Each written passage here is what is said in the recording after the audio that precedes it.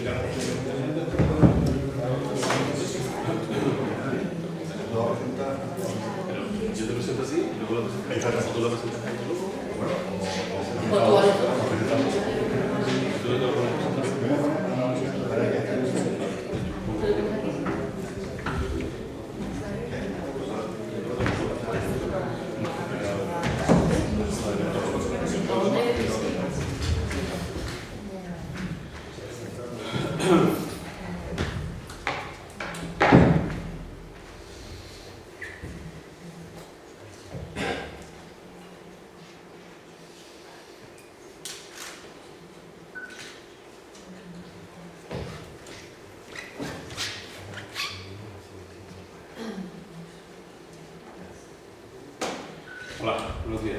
Voy a ser vuestro conductor a lo largo de la jornada y lo primero que naturalmente queremos es agradeceros vuestra presencia, ya sea como intervinientes o como asistentes a la convocatoria.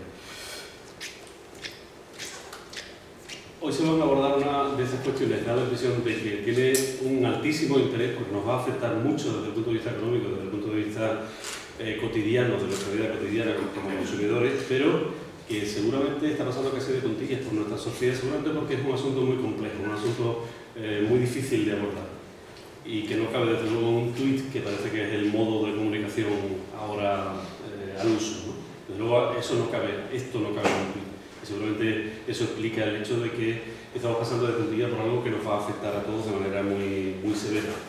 La posibilidad del tratado, de la firma del Tratado de Libre Comercio con Estados Unidos nos toca aquí en la provincia a muchos sectores de manera muy directa, al sector primario. Estamos pendientes de actualizar el dato respecto al sector aeronáutico, que en principio estaba excluido y no sabemos a fecha de hoy si se ha incluido o no. Acabamos de hacer una consulta al propio sector, estamos esperando su respuesta, de manera que estamos hablando de los soportes económicos de la provincia, insisto, y de nuestra vida cotidiana. Y lo primero, agradecer a los organizadores, a Consumidores Europeos de Nación, la idea de convocarnos y lo segundo, agradecer también la calidad de las jornadas. Las jornadas vienen muy bien armadas, como seguramente podremos ver a lo largo de la mañana.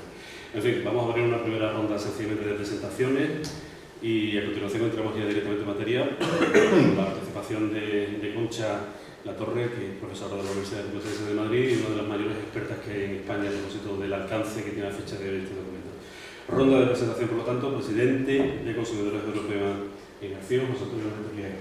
Muchas gracias, Francisco José, que para quien no lo conozca, que ya bastante, creo que lo conoce todo el mundo, le queremos agradecer su colaboración en esta presentación y en el mantenimiento de esta jornada, porque aparte de director de uno de los programas de referencia en los sectores productivos de la provincia de Cádiz de Andalucía, como es Surco y Maré, de la cadena CER, fue uno de, bueno, junto con el resto de compañeros, que nos dio la idea y la oportunidad de hacer esta jornada, porque sin duda alguna para los consumidores en general y para los consumidores andaluces y gaditanos en particular, este tipo de jornadas, lo que este tema es el Tratado de Libre Comercio entre Estados Unidos y Europa, es un aspecto que nos va a afectar directamente o indirectamente a todos los consumidores en todos los sectores.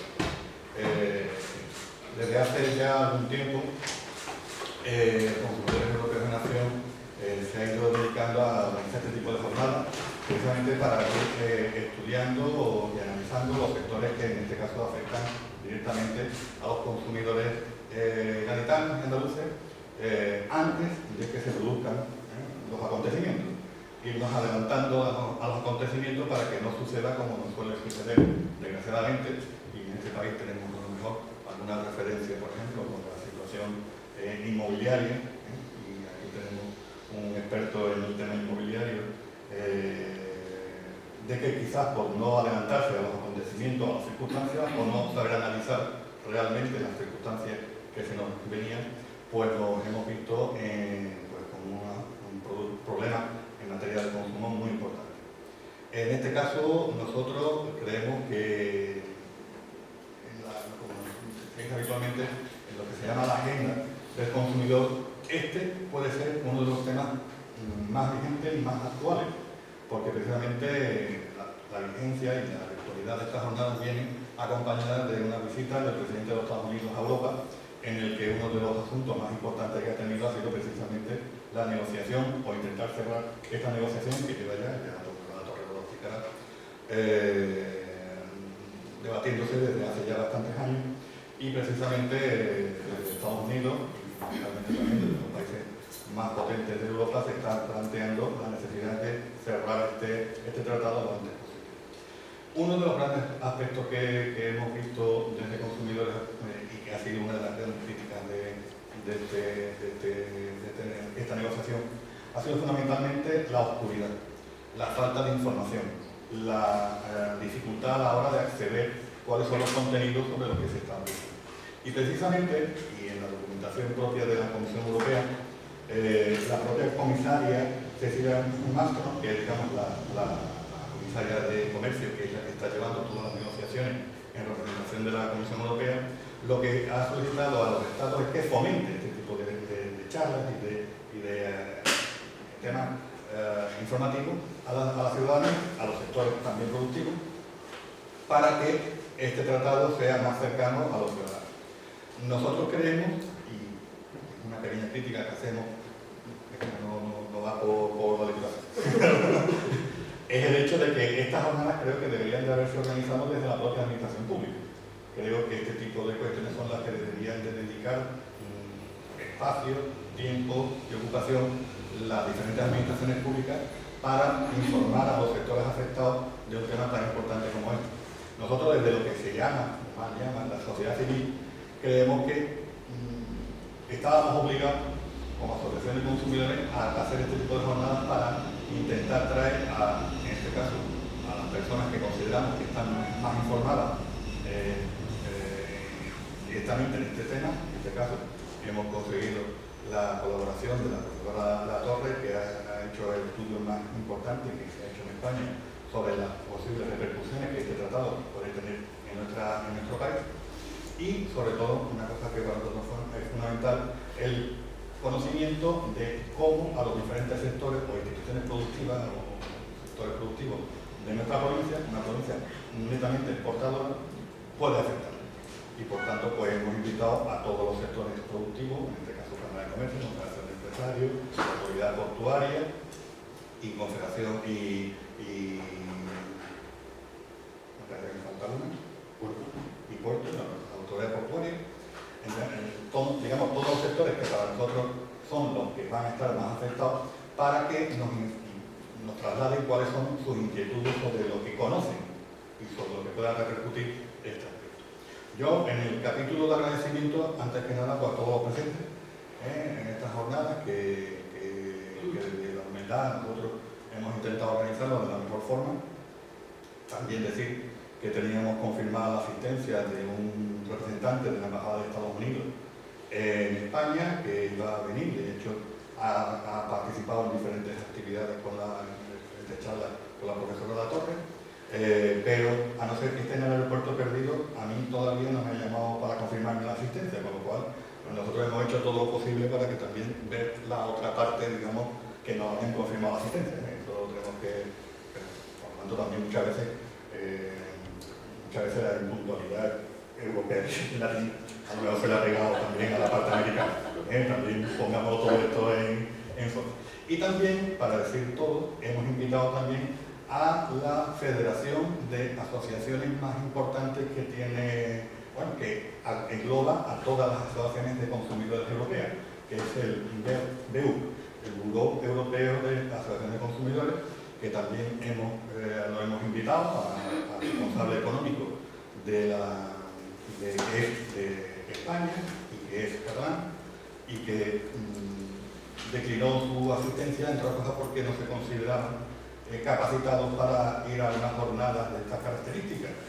Y bueno, pues quizás sea uno de los grandes problemas que tenemos las asociaciones de consumidores, que quienes tienen que defender nuestros intereses en Bruselas y están acreditados para estar en Bruselas, para hablar en nombre de todos los consumidores europeos, pues al final pues se borran y ni siquiera son capaces de informar a las propias asociaciones y a los consumidores de circunstancias tan importantes como esta negociación. En este caso, la crítica a las asociaciones de consumidores, a los que nos representan. Y ahora ya la parte agradable, que son los agradecimientos. Antes que nada, pues agradecer a la Diputación Provincial de Cádiz y a su área de consumo, que siempre, desde el primer momento, y su diputado provincial, Javier Pizarro, alcalde, y por tanto con una agenda complicada, como todos los alcaldes, que no ha podido venir, Javier Pizarro, que es alcalde de Alcalá de los Azules, y que desgraciadamente hubiese querido venir, pero ha sido imposible por la agenda pública de los ayuntamientos, y sobre todo los últimos días del mes, a la hora de pagar la nómina, siempre puede haber bastantes complicaciones. Y segundo, sin duda alguna, que desde el primer minuto nos ha puesto todo tipo de facilidades para que esta jornada sea una realidad.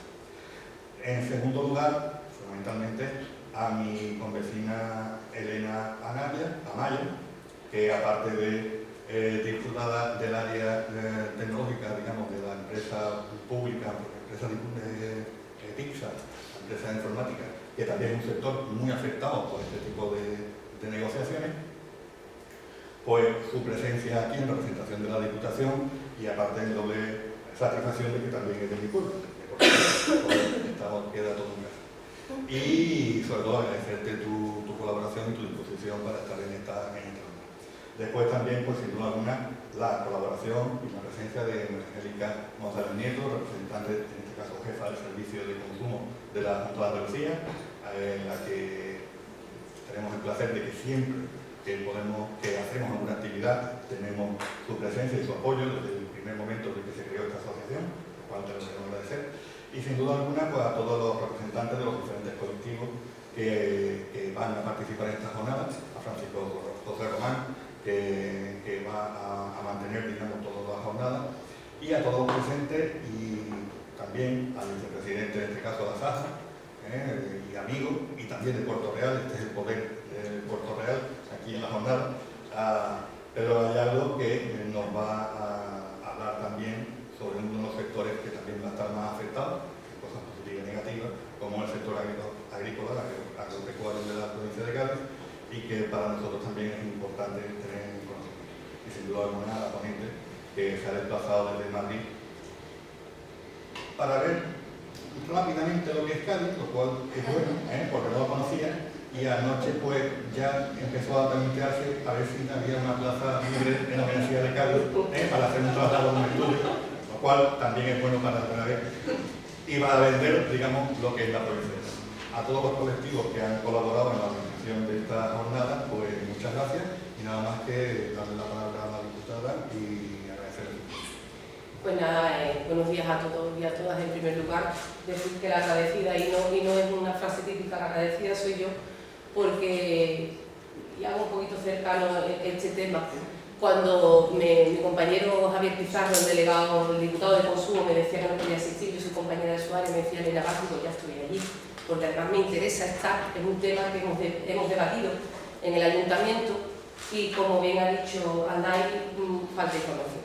Nos falta información, ahora algo más brillante, no todo lo que debiese, pero nos falta información. Agradecer a Consumidores Europeos en Acción en la invitación a esta jornada, y como a lo largo de la mañana se va a debatir y se va a tratar el tema con técnicos verdaderamente cualificados, yo solamente voy a hacer una reflexión sobre lo que la Asociación Transatlántica de Comercio e Inversión, la TTIP, conocida por sus siglas, conocida por sus siglas en inglés, supone para el comercio que va más allá de lo que es el tradicional tratado de libre comercio entre dos de las más potentes, los más potentes mercados del mundo, como son Estados Unidos y Europa. Se trata de dos potencias mundiales que unen a más de 800 millones de consumidores y empresas, que se encuentran pendientes desde el inicio de estas conversaciones entre ambas partes para conocer de qué forma va a favorecer este acuerdo a las economías más competitivas del planeta, que estamos hablando, de ahí la importancia que tiene este tratado. Entre sus objetivos está armonizar normas, controles y exigencias administrativas, coordinar las leyes que vayan a tener un impacto comercial o facilitar también las inversiones. Ha sido la medida de su ambición, lo que también ha llevado a una temprana división entre los que están a favor y no están a favor de este tratado. Por todo ello, quiero aprovechar mi intervención para agradecer a CEA que se celebre esta jornada, para poder conocer de primera mano y por los propios protagonistas de la negociación, no todo lo que se hubiese querido conseguir, cuáles son las líneas básicas que va a sustentar un acuerdo que puede ser de gran trascendencia económica mundial, pero principalmente queremos saber cuál es su repercusión en nuestro país, en España, y cómo no, por supuesto, en la provincia de Cádiz. Es necesario estar atento al desarrollo de estas conversaciones y promover un debate que se encuentre exento de prejuicios y de informaciones que vayan, para que haya una transparencia y una participación de los diferentes agentes económicos y sociales en la redacción del acuerdo definitivo del tratado.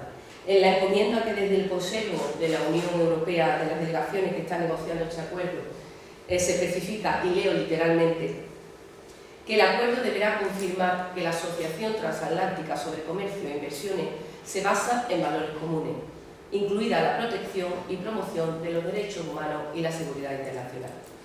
Por todo ello, me ratifico de nuevo en la importancia que tiene una información veraz y objetiva sobre los beneficios que este tratado puede tener, podría tener, pero también sobre las dificultades o los inconvenientes, si los hubiese, en una provincia como la nuestra, que actualmente sabemos los momentos que está pasando, que no está exenta de las dificultades para poder competir en un mercado global y donde los derechos de las personas trabajadoras no se vean afectadas negativamente. Estoy convencida de que esta jornada va a ser más que fructífera, que no me puedo quedar por motivos de agenda de última hora. Me ha surgido un pleno en el Ayuntamiento de Puerto Real donde soy concejal, pero cuento con los medios, y cuento con tu presencia y nos tomaremos un café y me vas a informar totalmente, porque como os digo, y vuelvo a repetirme, en el Ayuntamiento de Puerto Real llevamos este pleno y hablaba yo con los compañeros y no teníamos claro cuál era la decisión que teníamos que tomar, porque sabemos que hay aspectos favorables, pero también puede haber aspectos desfavorables. Así que espero que sea fructífera, que os cunda todo lo que estoy segura que va a cundir, y ya sin más pues queda inaugurada esta jornada sobre el análisis de acuerdo comercial del TTIP entre los Estados Unidos y la Unión Europea para el consumo. Muchas gracias por vuestra asistencia.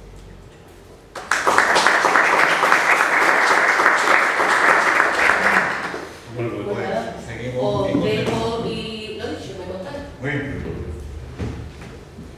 comenzamos por lo tanto ya la jornada, Concha, curiosamente a las 10:30, que es la hora que hemos dicho, de inicio.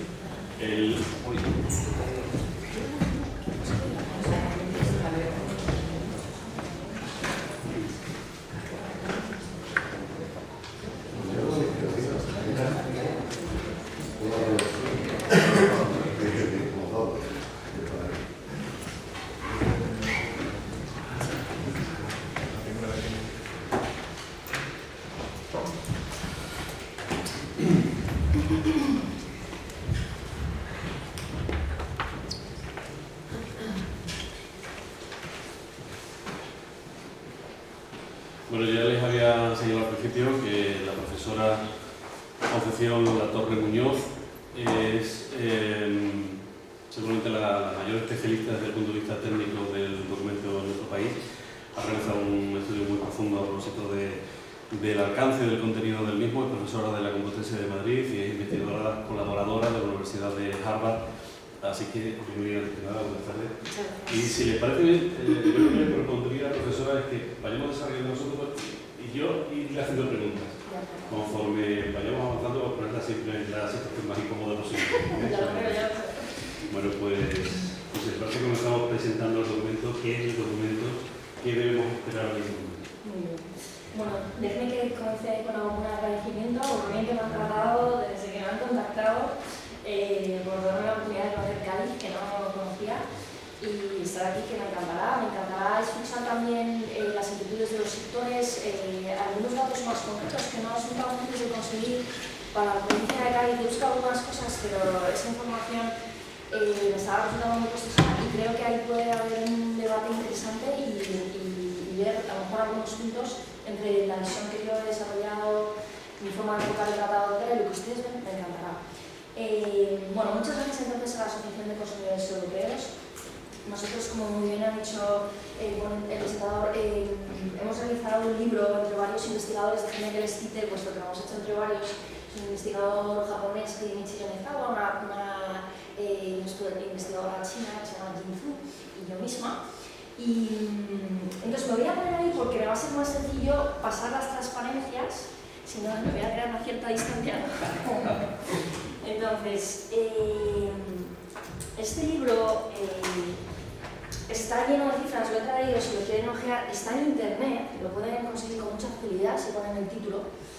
Y es un libro en el que hemos tratado de mirar todo esto con mucha objetividad, en el sentido de que nuestras conclusiones se basan fundamentalmente en datos, y yo creo que ese tema es importante, ¿no? Los datos dicen muchas realidades. Por lo tanto, no con apasionamiento, como comprendáis, yo soy española y yo la principal preocupación que tenía era ver qué iba a pasar con el desempleo, ¿no? Y qué iba a ocurrir, ¿no? Con ese tema. Y así empezamos, ¿no? Bueno, he de decir que he terminado esto en Harvard, como me ha dicho, pero debo decirlo porque es una parte de la investigación que tengo que reconocer, ¿no? Si no, me meto en un lío. Bueno, entonces, voy a empezar.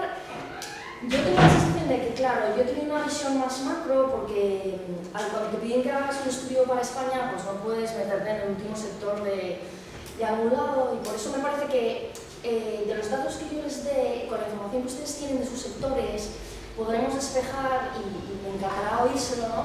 Qué perspectivas hay. Entonces, yo les voy a hacer una visión un poquito más global, tratar de explicar en qué consiste, y retomo ahora su pregunta, ¿no?, de qué estamos hablando. Es verdad que tuve una presentación, entonces, a ver cómo podemos hacer. Si no recuerdo mal, entonces lo que me ha planteado primero es de qué se trata el tratado, ¿no?, básicamente. Entonces, déjenme que hable un poquito, y ahora les cuento. Y con esto les doy una primera idea de qué es lo que conduce el impacto positivo. Nosotros encontramos que para España es muy positivo este tema, y que nos ayudará a generar muchos empleos. Unos 330.000 en los 5 primeros años desde que se firmara el tratado, con lo cual nos viene estupendo, ¿no? Entonces, aquí está un poco la esencia de qué va este tratado, ¿no? Entonces, a ver, perdón, que os voy a marear un pelín, pero por ponérselo bien y completo desde el principio para que se pueda seguir. Entonces, este tratado, fíjense, durante mucho tiempo los tratados han ido de bajar aranceles. El mundo ha cambiado mucho, tenemos comercio electrónico, tenemos cadenas de valor en que las empresas cada vez más hacen partes de su producción en distintos lugares, o no concentran todo en un sitio, ¿no? El mundo está mucho más integrado y globalizado. Y conforme los aranceles han ido cayendo con las décadas, porque los países se han puesto de acuerdo con la Organización Mundial de Comercio para ir reduciéndonos, para fomentar su comercio, pues un poco sutilmente, en ocasiones, no siempre es así, los países, como caían los aranceles, lo que hacían era protegerse de maneras distintas. En gran medida pedir un certificado de no sé qué, me presentas el paquete, me lo tienes que presentar así, la etiqueta me la pones no sé cómo. Entonces, a veces eso está justificado porque yo quiero velar porque la información en la etiqueta sea la que debe ser, que informe al consumidor, o porque quiero velar temas importantes de cuáles son los componentes de este producto, qué pesticidas ha tenido, etc., ¿no? Todo eso puede tener su lado de tema muy importante, y el tratado dice que todo eso lo va a cuidar, porque hay temas con los que no vamos a jugar, que son los niveles, en contra de lo que se dice, los estándares de salud, de higiene, de protección del medio ambiente. No es el tema. El tema es, y de hecho en todo lo que estudiamos nunca quitamos por completo todas esas barreras, lo que hacemos es reducirlas. O sea, todos los impactos que yo les voy a mostrar en mediciones, lo que hacen es reducir eso, no eliminarlo, ¿no? O sea, no nos vamos a quitar un plumazo, ¿no?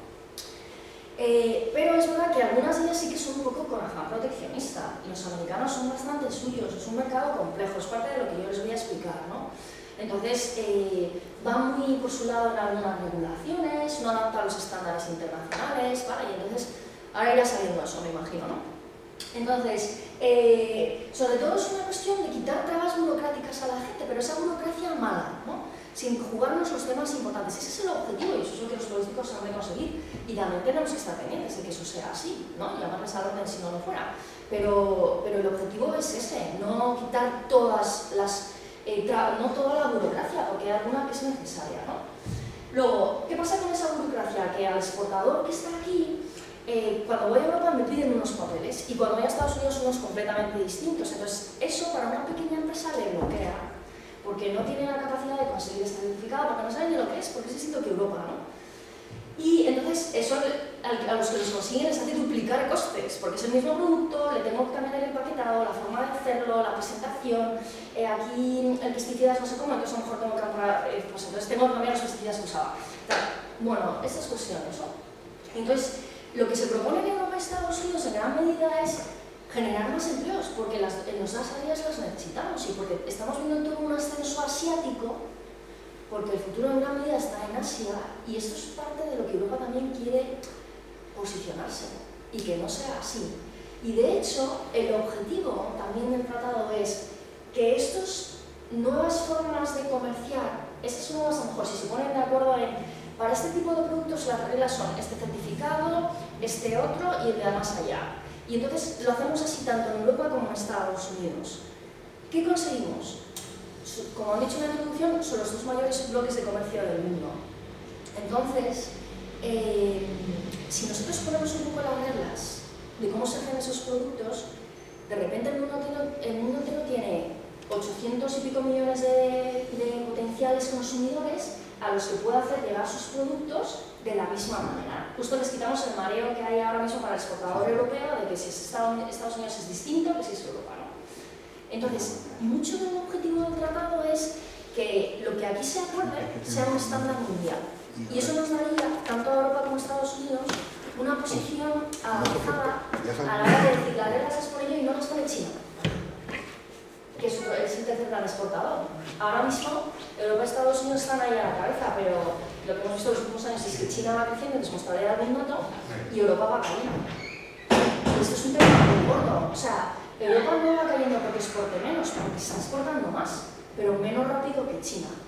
Entonces, si se consiguen poner de acuerdo estas dos áreas, que les vemos, la gente le pega a Estados Unidos, pero tenemos muchos valores compartidos que a lo mejor no están en Asia, pues muchos valores democráticos que en muchas partes de Asia no están. Entonces, es un socio en el que, con muchas diferencias, pero hay muchas cosas esenciales que compartimos. Entonces, hacer un poco fuerza entre los dos nos da, a lo mejor, poder cortar un poco más la calada en el tema mundial.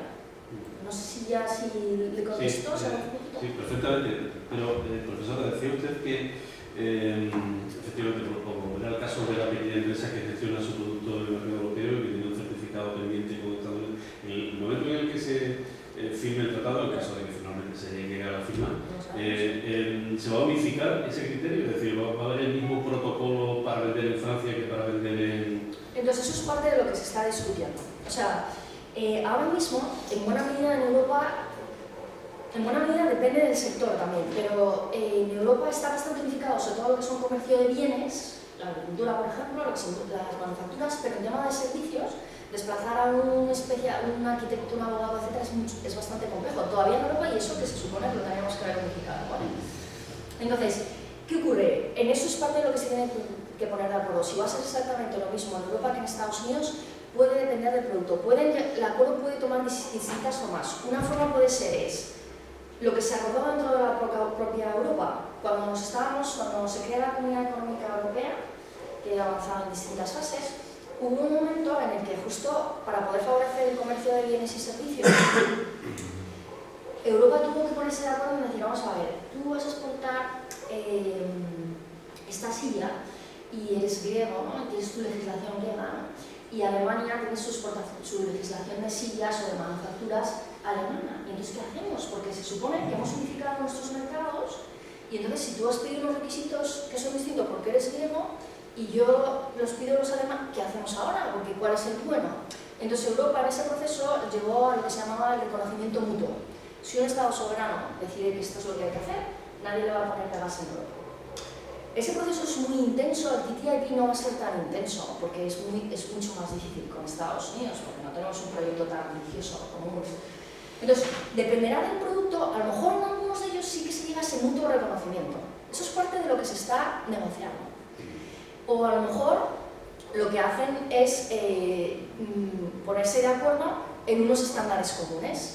Entonces todo eso es parte de lo que... y todavía están en ello, o sea, esta semana que todavía están en la tercera ronda de negociaciones, ahora mismo no hay discutiendo estos temas, es el tema de los estándares, que es decir, los unificamos por completo, o sea, decimos que para este producto en todo el área, este certificado, el de más allá de aquel, eso sería unificarlo, ¿no? Lo que se llama armonización, pedimos lo mismo, ¿no? Y a lo mejor en este otro sector a lo que llegamos es a mutuo reconocimiento. Si a ti te vale, pues a mí me vale. Entonces, eso va a variar en los sectores y aún todavía no lo sabemos. Y por otra parte ha dado usted un dato muy interesante, pero entenderá que lo vemos con recelo a la vista de la experiencia previa de Europa. Claro, habla usted de una creación a partir de la firma del tratado, en caso de que se produzca, de 330.000 empleos en España de relación al tratado. ¿Cómo se justifica eso? Y porque, le voy a poner, a ver si con esto se ve... Bien, luego vemos, creo yo, no sé si vamos a llegar. Si yo les pongo los datos de las exportaciones y importaciones de la provincia de Cádiz, que eso se ha encontrado, no había cosas que no sabían ahí, pero que me ha costado encontrar y a lo mejor las hacen ustedes, ¿no? Cádiz es una provincia que importa más de lo que exporta, lo mismo ocurre en España. O sea que eso de entrada uno podría preocupar porque la lógica para pensar en esto es los que importan, de alguna manera en Estados Unidos, ¿no? Estamos bajando las barreras, le estamos poniendo más fácil importar, ¿no? ¿Qué ganamos nosotros? Que de repente tenemos acceso a 320 millones de habitantes en Estados Unidos, bastante poder adquisitivo, y es más fácil ahora acudir a ese mercado porque para el exportador actual es una pesadilla todo lo que tiene que hacer en Estados Unidos en general, ¿no? Para algunos entonces es algo más sencillo, pero vamos, es bastante complicado, ¿no? Entonces, lo que yo gano es mercados y por lo tanto potenciales consumidores y por tanto dónde colocar mi producto. Entonces, cuando yo tengo más mercados y puedo vender esos productos, lo que ocurre es que si vendo más productos necesito más mano de obra para producir una mayor cantidad de productos. Entonces, nosotros lo que vemos en el Global para España, que lo miramos para distintos sectores de la economía española, lo que predomina es una creación de exportaciones, aunque también aumentan las importaciones desde Estados Unidos, predomina que es mayor el mercado que abrimos allí que lo que entra de más, por así decirlo. En ese sentido, como de repente tenemos mayores consumidores, producimos más y entonces contratamos a más gente para producir más. O sea, en eso, por ejemplo, España, yo creo que pues ahora mismo es el segundo exportador de Europa, detrás de Alemania. Hemos pasado a países de la fuerza del Reino Unido, de Francia, ¿no? O sea, tenemos muy buenos exportadores. Entonces, ¿qué pasa? Lo que pasa es que muchos de esos buenos exportadores son grandes empresas, ¿no? O sea, multinacionales. Aunque con la crisis, por ejemplo, el CEPIME, que es la Confederación Española de Pequeña y Mediana Empresa, que está a favor del TTIP, con la crisis todos espabilamos más. Y entonces los exportadores, pequeños exportadores, de pequeñas empresas exportadoras han aumentado muchísimo las exportaciones porque aquí no había mucho que vender. Entonces tú tienes que buscar la vida. Entonces es una cuestión de mercados, ¿no? O sea, lo que uno puede traer este tratado y lo que hay que pensar es cómo hago yo para abrirme camino en Estados Unidos y qué elemento diferencial tengo que a lo mejor ellos no pueden tener ahí y cómo lo puedo hacer atractivo y cómo puedo, ¿no? O sea, y qué me tengo que especializar.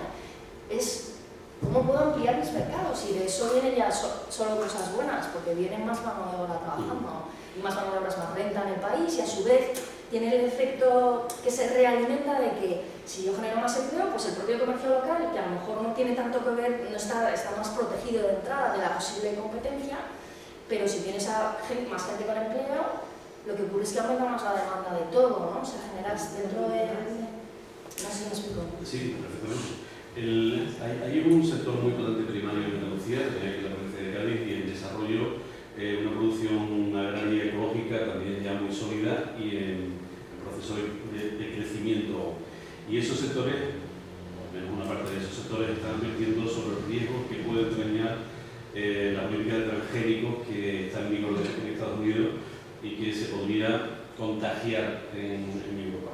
Así que tiene un control muy férreo en esa materia. Ese es uno de los temas más, ¿no?, calientes, enseguida sale, ¿no? Entonces, miren, vamos a ver. Fíjense que nos ha dicho el proceso que ha habido en Europa antes. Es que les voy a contar porque es algo a menor escala, ¿no? Entonces, hemos hablado de que en Europa se da ese mutuo reconocimiento, es decir, ¿qué vale y qué no vale? Pues si tu Estado la prueba, tal. Entonces, pero eso es muy ambicioso y probablemente no se consiga en todos los sectores y porque el mutuo reconocimiento, pues, bueno, pues no es fácil de conseguir. O sea, todo eso hay que ver en qué va a quedar, ¿no? Pero, fíjense, aunque se habla tanto de los transgénicos de Estados Unidos y del vacuno y las hormonas y todas esas cuestiones, lo cierto es que Europa, hace unos años, Estados Unidos le denunció frente a la Organización Mundial del Comercio diciendo que era una práctica proteccionista. O sea, que no estaba tan justificado y que más bien era lo que decíamos antes, ¿no? Yo impongo un requerimiento que es que no le metas hormonas al vacuno porque como tú lo haces y yo no, pues vendo el vacuno en Europa y me lo quedo para mí en el mercado, ¿no? Entonces, digo, eso puede ser, la verdad, yo creo que lo saben sobre todo los del vacuno, la verdad de la vida, ¿vale? Yo lo que sé es, mis datos son, jugando ustedes mismos, mis datos son, cuando la Organización Mundial de Comercio, esto pasa entonces con el comercio mundial, porque mucha gente saca una barrera de ese estilo o de otra distinta, se protege, a lo mejor justificadamente porque está velando por la salud, tal, puede ser. Entonces, ¿qué ocurre? Que le puede denunciar a alguien en la Organización Mundial de Comercio. Cuando le denuncia, el país que la ha denunciado tiene que ir a la Organización Mundial de Comercio y demostrar científicamente que el requerimiento que ha pedido está justificado. Europa no ha sido capaz, por mucho que se dice, no ha sido capaz de demostrarlo científicamente, que tendrá sus méritos, eso ya es muy técnico y mucha historia, ¿no? Entonces, bueno, digamos que se quedó un poquito ahí, ¿no? Porque se supone que la OMC es imparcial, ¿no? Y a la vez Europa, la realidad es que tenía muchísimos excedentes de carne y también tenía un problema. Entonces, si me quito de medio a los competidores estadounidenses, pues mis excedentes de salida, y si tengo más entrada, ¿no? Y fíjense que los temas son muy serios, porque todo lo agrario también tiene muchas repercusiones para los países más pobres del mundo, justamente. No es tanto la carne, pero digo que son temas, en fin, que, bueno. Entonces, Europa no sigue manteniendo esos estándares. ¿Por qué? Porque paga la multa. Y entonces lo dejan. Y lo puede hacer con el TTIP. O sea, el TTIP no pone eso en peligro. Pero fíjense que todo lo que se dice, en realidad, o sea, científicamente no fue capaz, ¿vale? Y luego otra cuestión de eso es, ¿por qué bajan los estándares? Entonces, yo esto lo pongo en duda, es verdad que hay muchísima heterogeneidad de sectores y a lo mejor ustedes me ponen un ejemplo de uno que dices, pues realmente ahí a lo mejor no hay que ceder, porque es que nos jugamos un tema serio y entonces creo que no hay que ceder, ¿no? Que me importan los españoles, ¿no?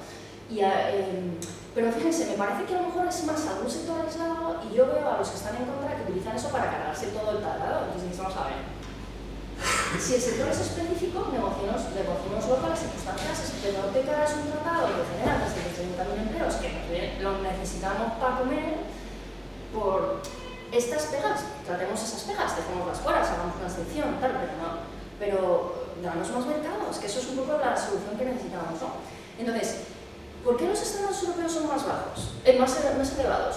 Yo eso, bueno, con este ejemplo dices, pues no siempre es tan claro que sea así, puede haber otros motivos, porque aquí el marketing y la propaganda, y las cosas muchas veces es defendiendo al granjero de turno, que pues, tiene muchísimo poder de voto en Europa también, seamos, ¿no? Bueno, entonces, digo, y no el interés común, porque el interés común es que el consumidor a lo mejor tenga acceso a una carne más económica, que si restringo la oferta, pues es más cara, ¿no? Entonces, ¿por qué los estándares europeos los defendemos al día siguiente si nos dicen que son mucho más elevados y tal? Vamos a ver, Europa, por lo que les he contado antes, ha pasado ya por este proceso, pero con muchísima más intensidad. De hecho, se reconocieron la legislación griega, la legislación de los países del este que han entrado ahora, que tienen menos nivel per cápita, digamos, de entrada, no se parecen nada a Estados Unidos. Puede ser perfectamente que los estándares sean mucho más bajos. Y lo reconocemos porque son Unión Europea. El resultado de ese proceso que lleva años haciéndose es que los estándares son más elevados que en Estados Unidos, que es distinto. O sea, el resultado de un proceso de integración mucho más intenso, les puedo poner los aranceles, muy asimétrico. Cuando España entra en la Unión Europea, está mucho más protegida que nuestros socios europeos. Y yo recuerdo esos debates, nos van a barrer.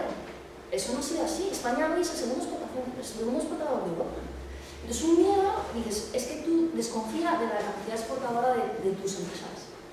Porque la hay, lo que hay que hacer es incentivarla, ¿no? Y a lo mejor lo que tenemos que hablar a las autoridades es que cómo podemos hacer, ¿no? ¿Qué más información podemos dar? ¿Qué más medios podemos poner para que realmente abrirle camino al exportador en un mercado tan grande? Es que no vas a encontrar otro, sobre todo que fíjense, ¿cuál es la alternativa? La alternativa a lo mejor es irme a Asia. Pero si te parece que hay barreras en Estados Unidos, las de Asia ya, para empezar culturales, que no hay, o sea, que no sabes lo que están pensando. Que en China dicen, como es, justo los extranjeros dicen que no bajamos la cabeza, pues ya para adelante todo lo más, ¿no? Entonces, digo, el objetivo yo creo, lo hemos vivido, ¿no? Es un proceso mucho más de integración, mucho más fuerte, mucho más de liberalización, mucho más potencial con entrada de importaciones, mucha armonización regulatoria, porque tienes que poner de acuerdo a 15 países y luego ya pasan a ser hasta 28. Y el resultado de todo eso es que los estándares son más elevados en Europa. ¿Por qué con Estados Unidos, que es un socio de bastante capacidad, que a lo mejor hay un sector complicado? Hagámoslo, pero ¿por qué me dices que los estándares son más bajos? Y además, en algunos temas, por ejemplo, de pesticidas, pero me encantará, porque yo esto lo he leído y no estoy tanto en el sector. También porque, por ejemplo, en Cádiz, en la provincia de Cádiz, yo vi que era un 2% del empleo, entonces dije, bueno, pues en la agricultura, digo, aunque para esas empresas era muy importante, pero en el global del empleo de Cádiz, a lo mejor nos estamos jugando más las cosas en otros sectores, ¿vale? Que no quiere decir que a todos hemos de tratar la solución, ¿no? Pero, bueno, por ejemplo, en temas de pesticidas, Europa acepta muchísimos más de los que acepta Estados Unidos. Esta es la información que yo tengo. Si no es así, pues es un documento que está publicado en una empresa, a lo mejor es más productos fitosanitarios, más en general. Digo, no solo pesticidas. ¿Perdón? Materias activas Sí. y demás de Estados Unidos y Europa. Pues entonces a lo mejor ese dato yo lo tengo mal y me encantará que me lo diga, ¿no? Pero a veces yo esa información pues entonces no cuadra con lo que yo he leído. Pero bueno, no es tan claro que los estándares estadounidenses sean peores. Habrá que ver y habrá que velar con esos estándares. O sea, y el principio del tratado dice que va a velar con esos estándares. O sea, hay muchos mitos de cargar esos derechos a los trabajadores. Es que eso no se está negociando. Eso no forma parte del TTIP, no entra en la materia laboral. No, o sea, hay mitos ahí hinchados de... ¿no? Y, por ejemplo, las cosas clarísimas, también otro mito. Los estados serán soberanos en cuanto a los servicios públicos que den. Nadie está hablando de privatizar ni la salud ni la educación. Y eso se dice y no suena. No está, es más, hay una declaración expresa de la Comisión Europea que es pública, que la firmaron los representantes de Estados Unidos y de Europa, diciendo que cada estado conservará su soberanía para tratar con la provisión de bienes públicos tipo educación y salud como lo desee. Está expresamente dicho en la web de la comunidad autónoma, está ahí. Si no lo hacen, pues tengo que tirar de las orejas del cuerpo, porque vamos, es que dijiste digo y digo Diego, ¿no? Pero en principio no. ¿Y por qué lo dicen? Porque la gente dice otras cosas, pero no. Decía usted que la provincia de Cádiz va a vender más de lo que va a comprar, como bueno, eso bueno, termina la pregunta. Ese asunto ya por sí me parece interesante, pero además uno de los productos que, porque independientemente efectivamente el sector primario puede parecer en el dato local de Cádiz bajo, pero... Se lo voy a poner, porque me encantará su feedback de esto. Esto es lo que está en la contabilidad nacional, que es difícil encontrar datos regionales. O sea, nosotros para España, en el estudio contábamos con mucha más información de lo que yo he tratado de buscar de Cádiz y no he encontrado. Pero les puedo decir cómo me funciona esa mecánica en España para que lo traduzcan a la información que ustedes tienen, porque yo no la he visto. Pero voy a poner los datos de empleo porque es algo que miré. Porque nosotros en el estudio vemos si hay algún potencial sector en el que se puede destruir empleo. Y entonces vi cómo estaba ese sector en Cádiz. Hasta donde pude ver, porque no... A ver, esto es una cosa... A ver... Entonces, mire, estos son los datos de Cádiz, se los voy a poner, me encantará que me den también su feedback, ¿no? Porque yo había puesto un poco el impacto total para España y luego busqué lo siguiente de Cádiz, aquí tienen los datos de desempleo, que como les comenté, con este estudio para mí era la principal preocupación, lógicamente. Es más, de todos los modelos con los que se ha tratado de medir esto, algunos no incluían desempleo.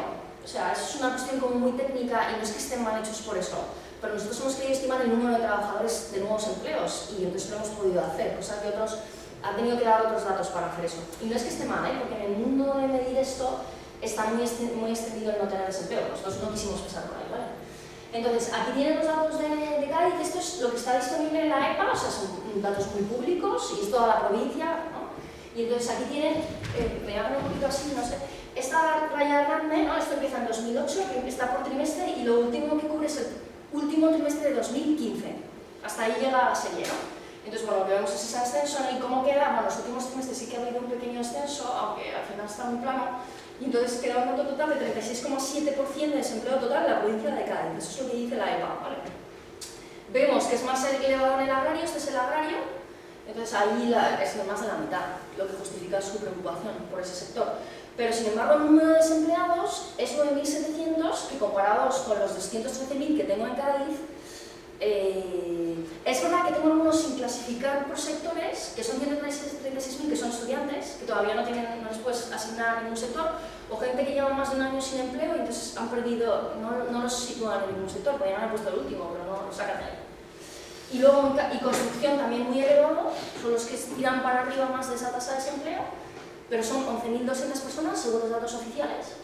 Y luego en industria y en servicios, que son las dos áreas que están más por abajo, el desempleo es menor, aún así habría que pelear cada puesto de trabajo, de verdad, o sea que no.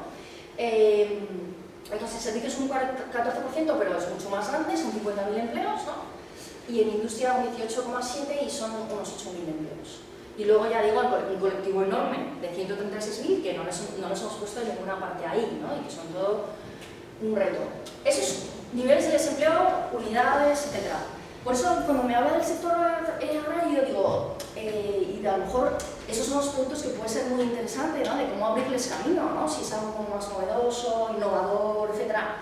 Totalmente, pero bueno, cuantitativamente tal vez no ha de ser mi prioridad. Entiéndame, si yo, o sea, yo a lo mejor lo que quiero es pelearme por las oportunidades de estos 136.000 que ni siquiera sé qué sector sé, pero tengo que saber cómo tratar de abrirles camino, ¿no? Y esta es la distribución del empleo. Vosotros, la gente que está fuera del mercado laboral, estos son los que están dentro de donde están, ¿no? Entonces, la serie ya es más corta, está menos actualizada, ¿vale? No están esos datos, ¿no? De hecho, los de 2013 son todavía provisionales y todavía, pero esto es lo que hay en la contabilidad nacional, ¿vale? No he podido encontrar otra cosa. Entonces, en la agricultura tengo el 3,5% de mi empleo. Y esos son 11.000 empleos ahora más o menos de gente empleada ahí, ¿vale? Y luego, como ven, esto está muy agregado, o sea, no tenemos mucho detalle, ¿no?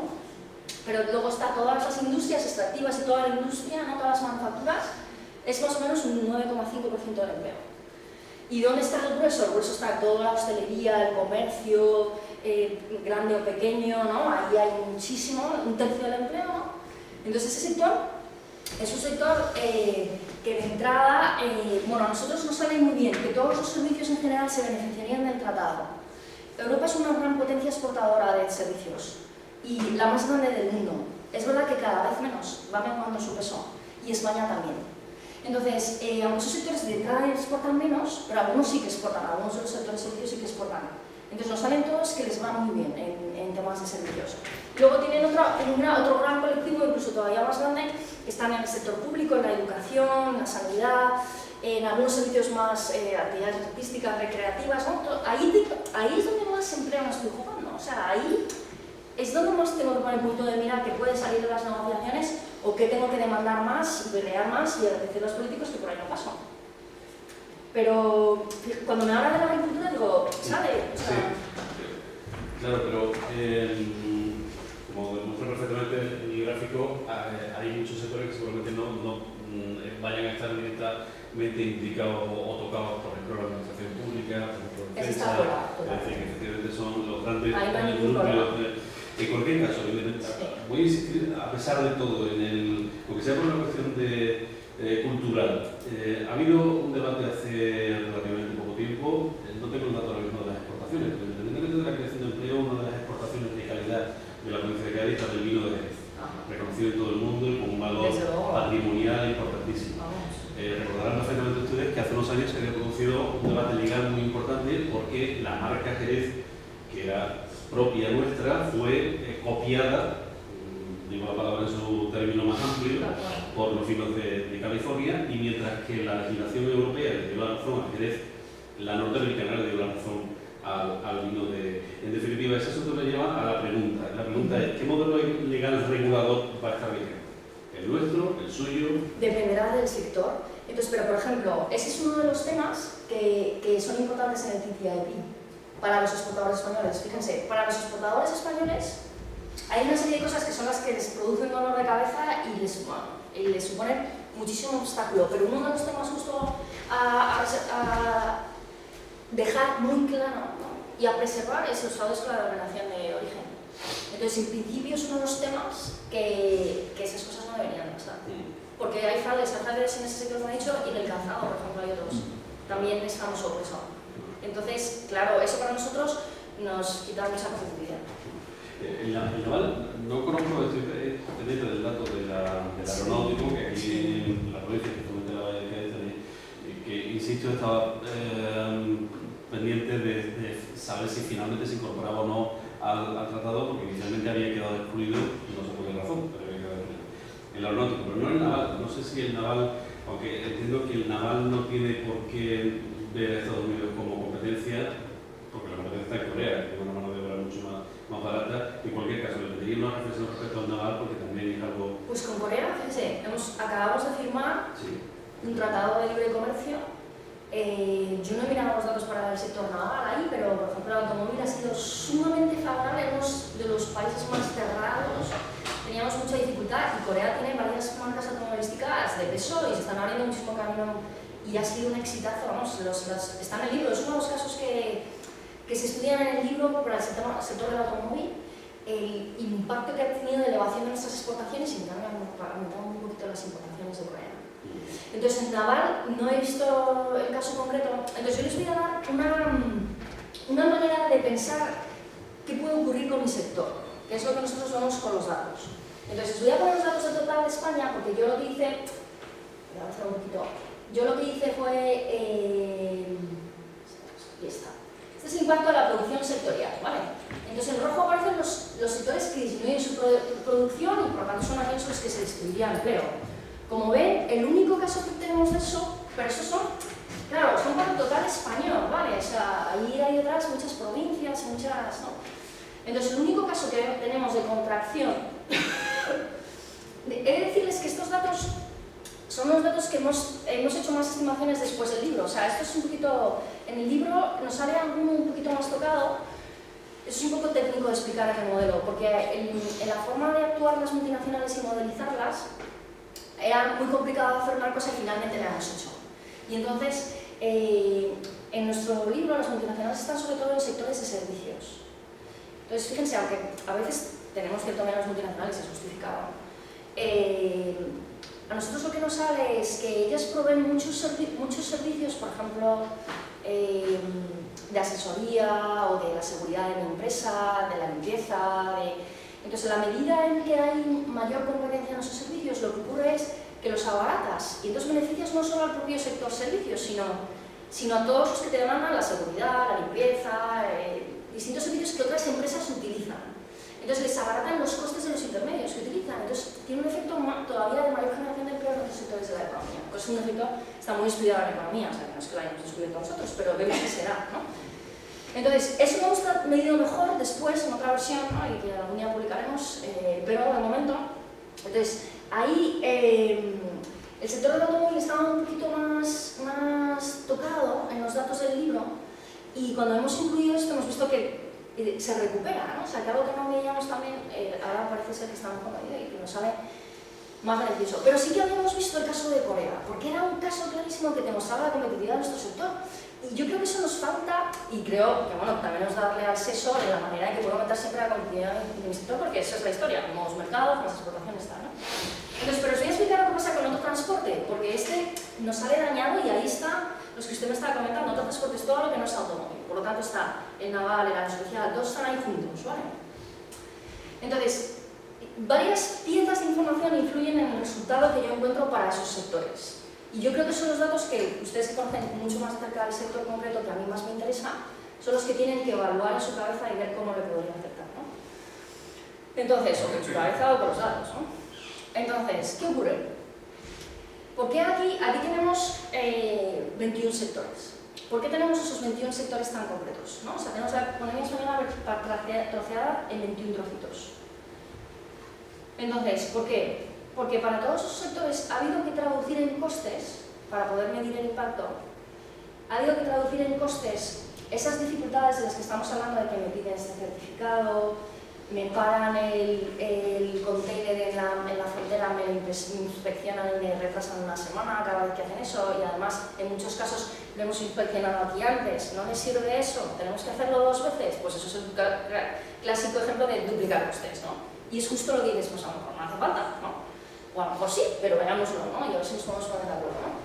Entonces, claro, traducir todos esos requerimientos, certificados, tiempo de espera, etcétera, en costes, tiene su complejidad. O sea, es un ejercicio. Entonces, se ha hecho un estudio que lo ha mirado para esos 21 sectores. Entonces, por eso son los que cogemos. ¿Vale? Dentro de ellos habrá heterogeneidad también. Entonces, pero eso se lo sabe más el que está ahí, ¿vale? Entonces, yo tengo que mirar, por lo tanto, cuál es el coste que a mí me supone eso. Y también el coste que le suponen a los estadounidenses, ¿vale? Todo este estudio calcula los 2 lados, lo que les cuesta a ellos entrar y lo que me cuesta a mí entrar en Estados Unidos, ¿no? Entonces eso hay una cifra de costes, pues un 15% de costes, un 10%, lo que sea, ¿no?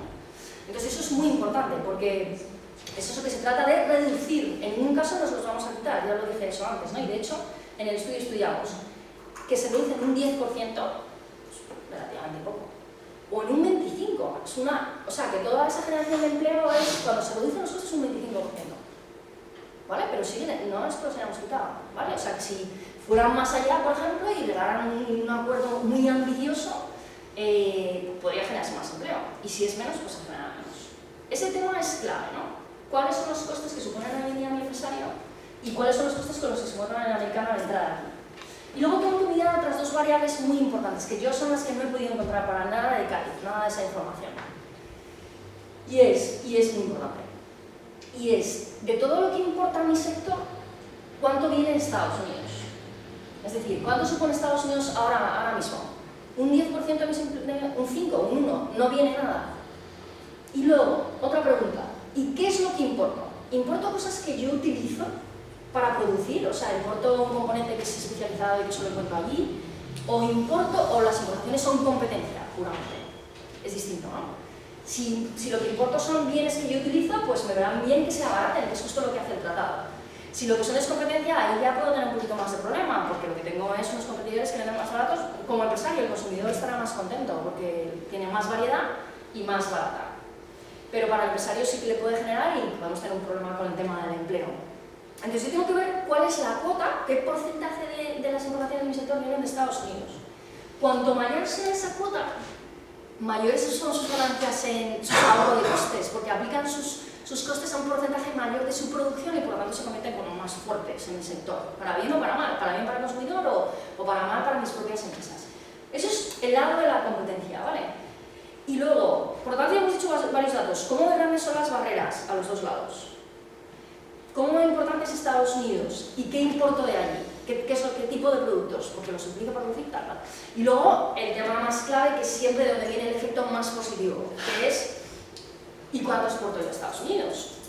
Porque en la medida en que ahora mismo exporte más, para todo ese porcentaje que exporto ahí, vivo una bajada de costes que en otros lados no vivo. Pero también es verdad que si no lo he hecho, pero empiezo a hacerlo, pues de repente a un porcentaje mayor de mis exportaciones se aplica una bajada de costes.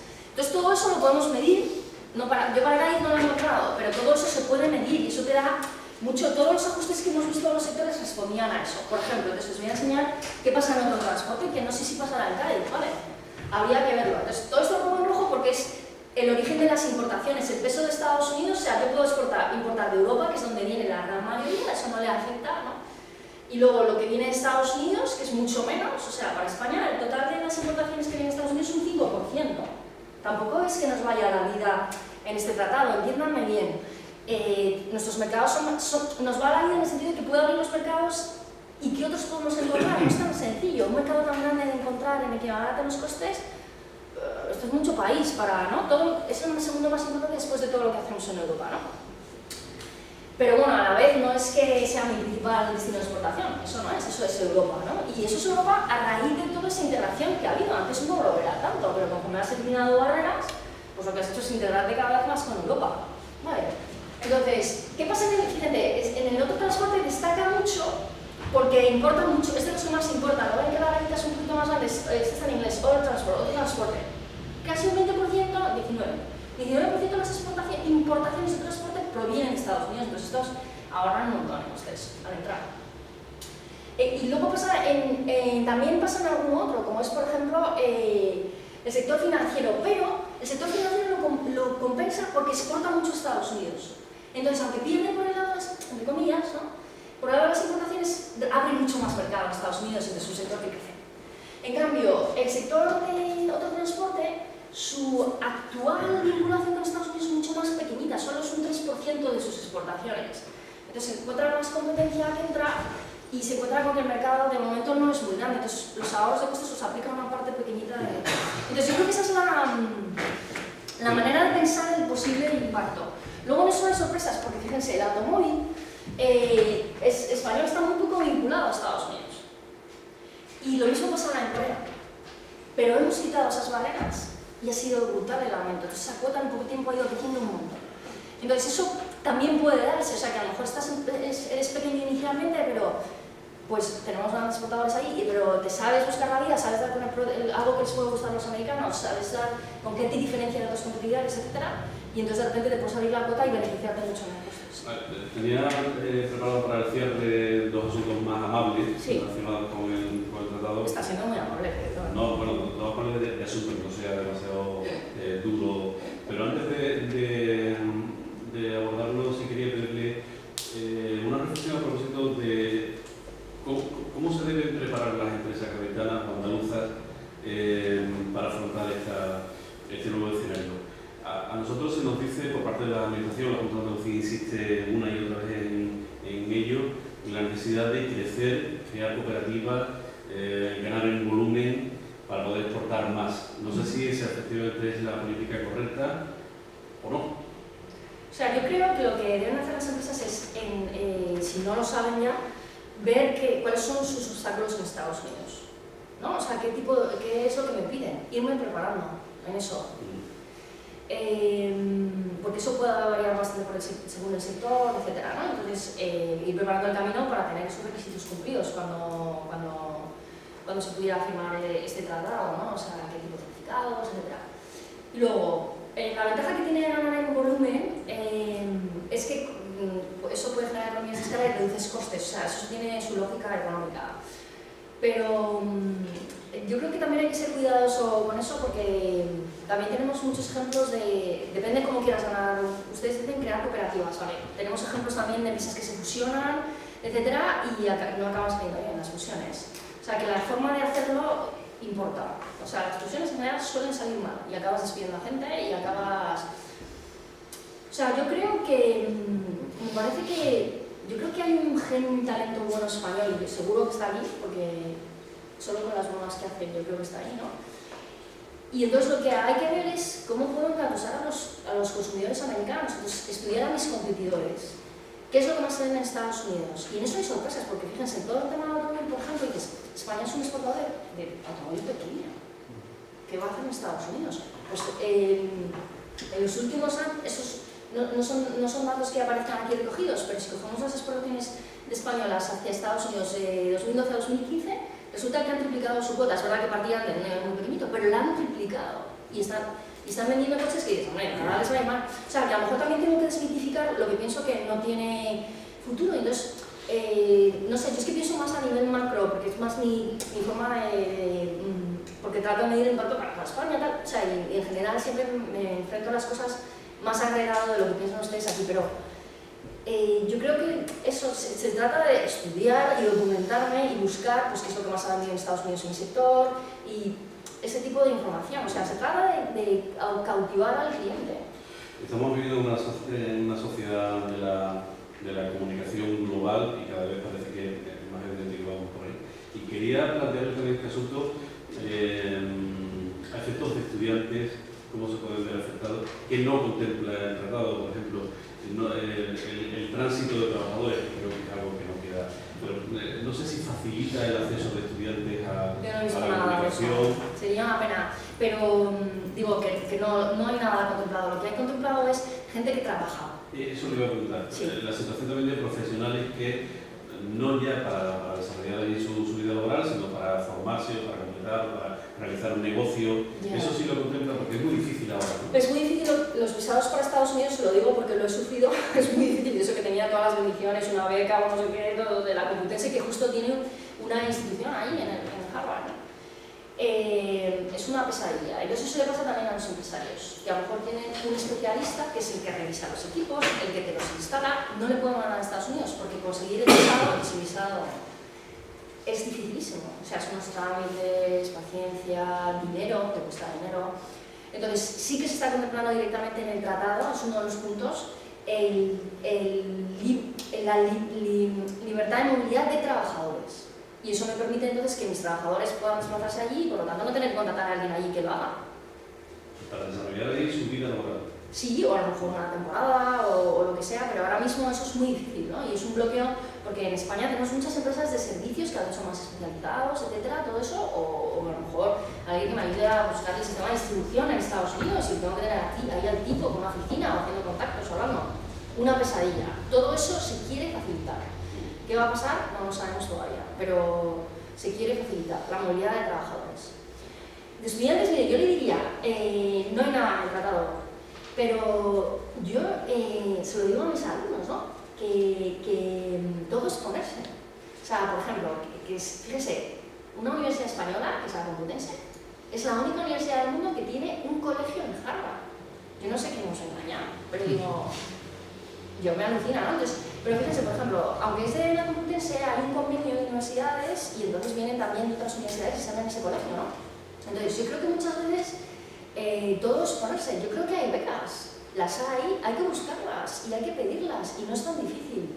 Y me parece que eso para la gente joven, pues lo ven un imposible. Lo veo con mis alumnos, que estudian en la Complutense y no saben qué se lo descubro yo en uno de los días de clase. Es una pena, ¿no? O sea, que hay mucha desinformación, pero también no se utiliza y tampoco lo han gustado mucho, ¿no? Entonces, yo creo que hay muchísimas oportunidades y muchas becas.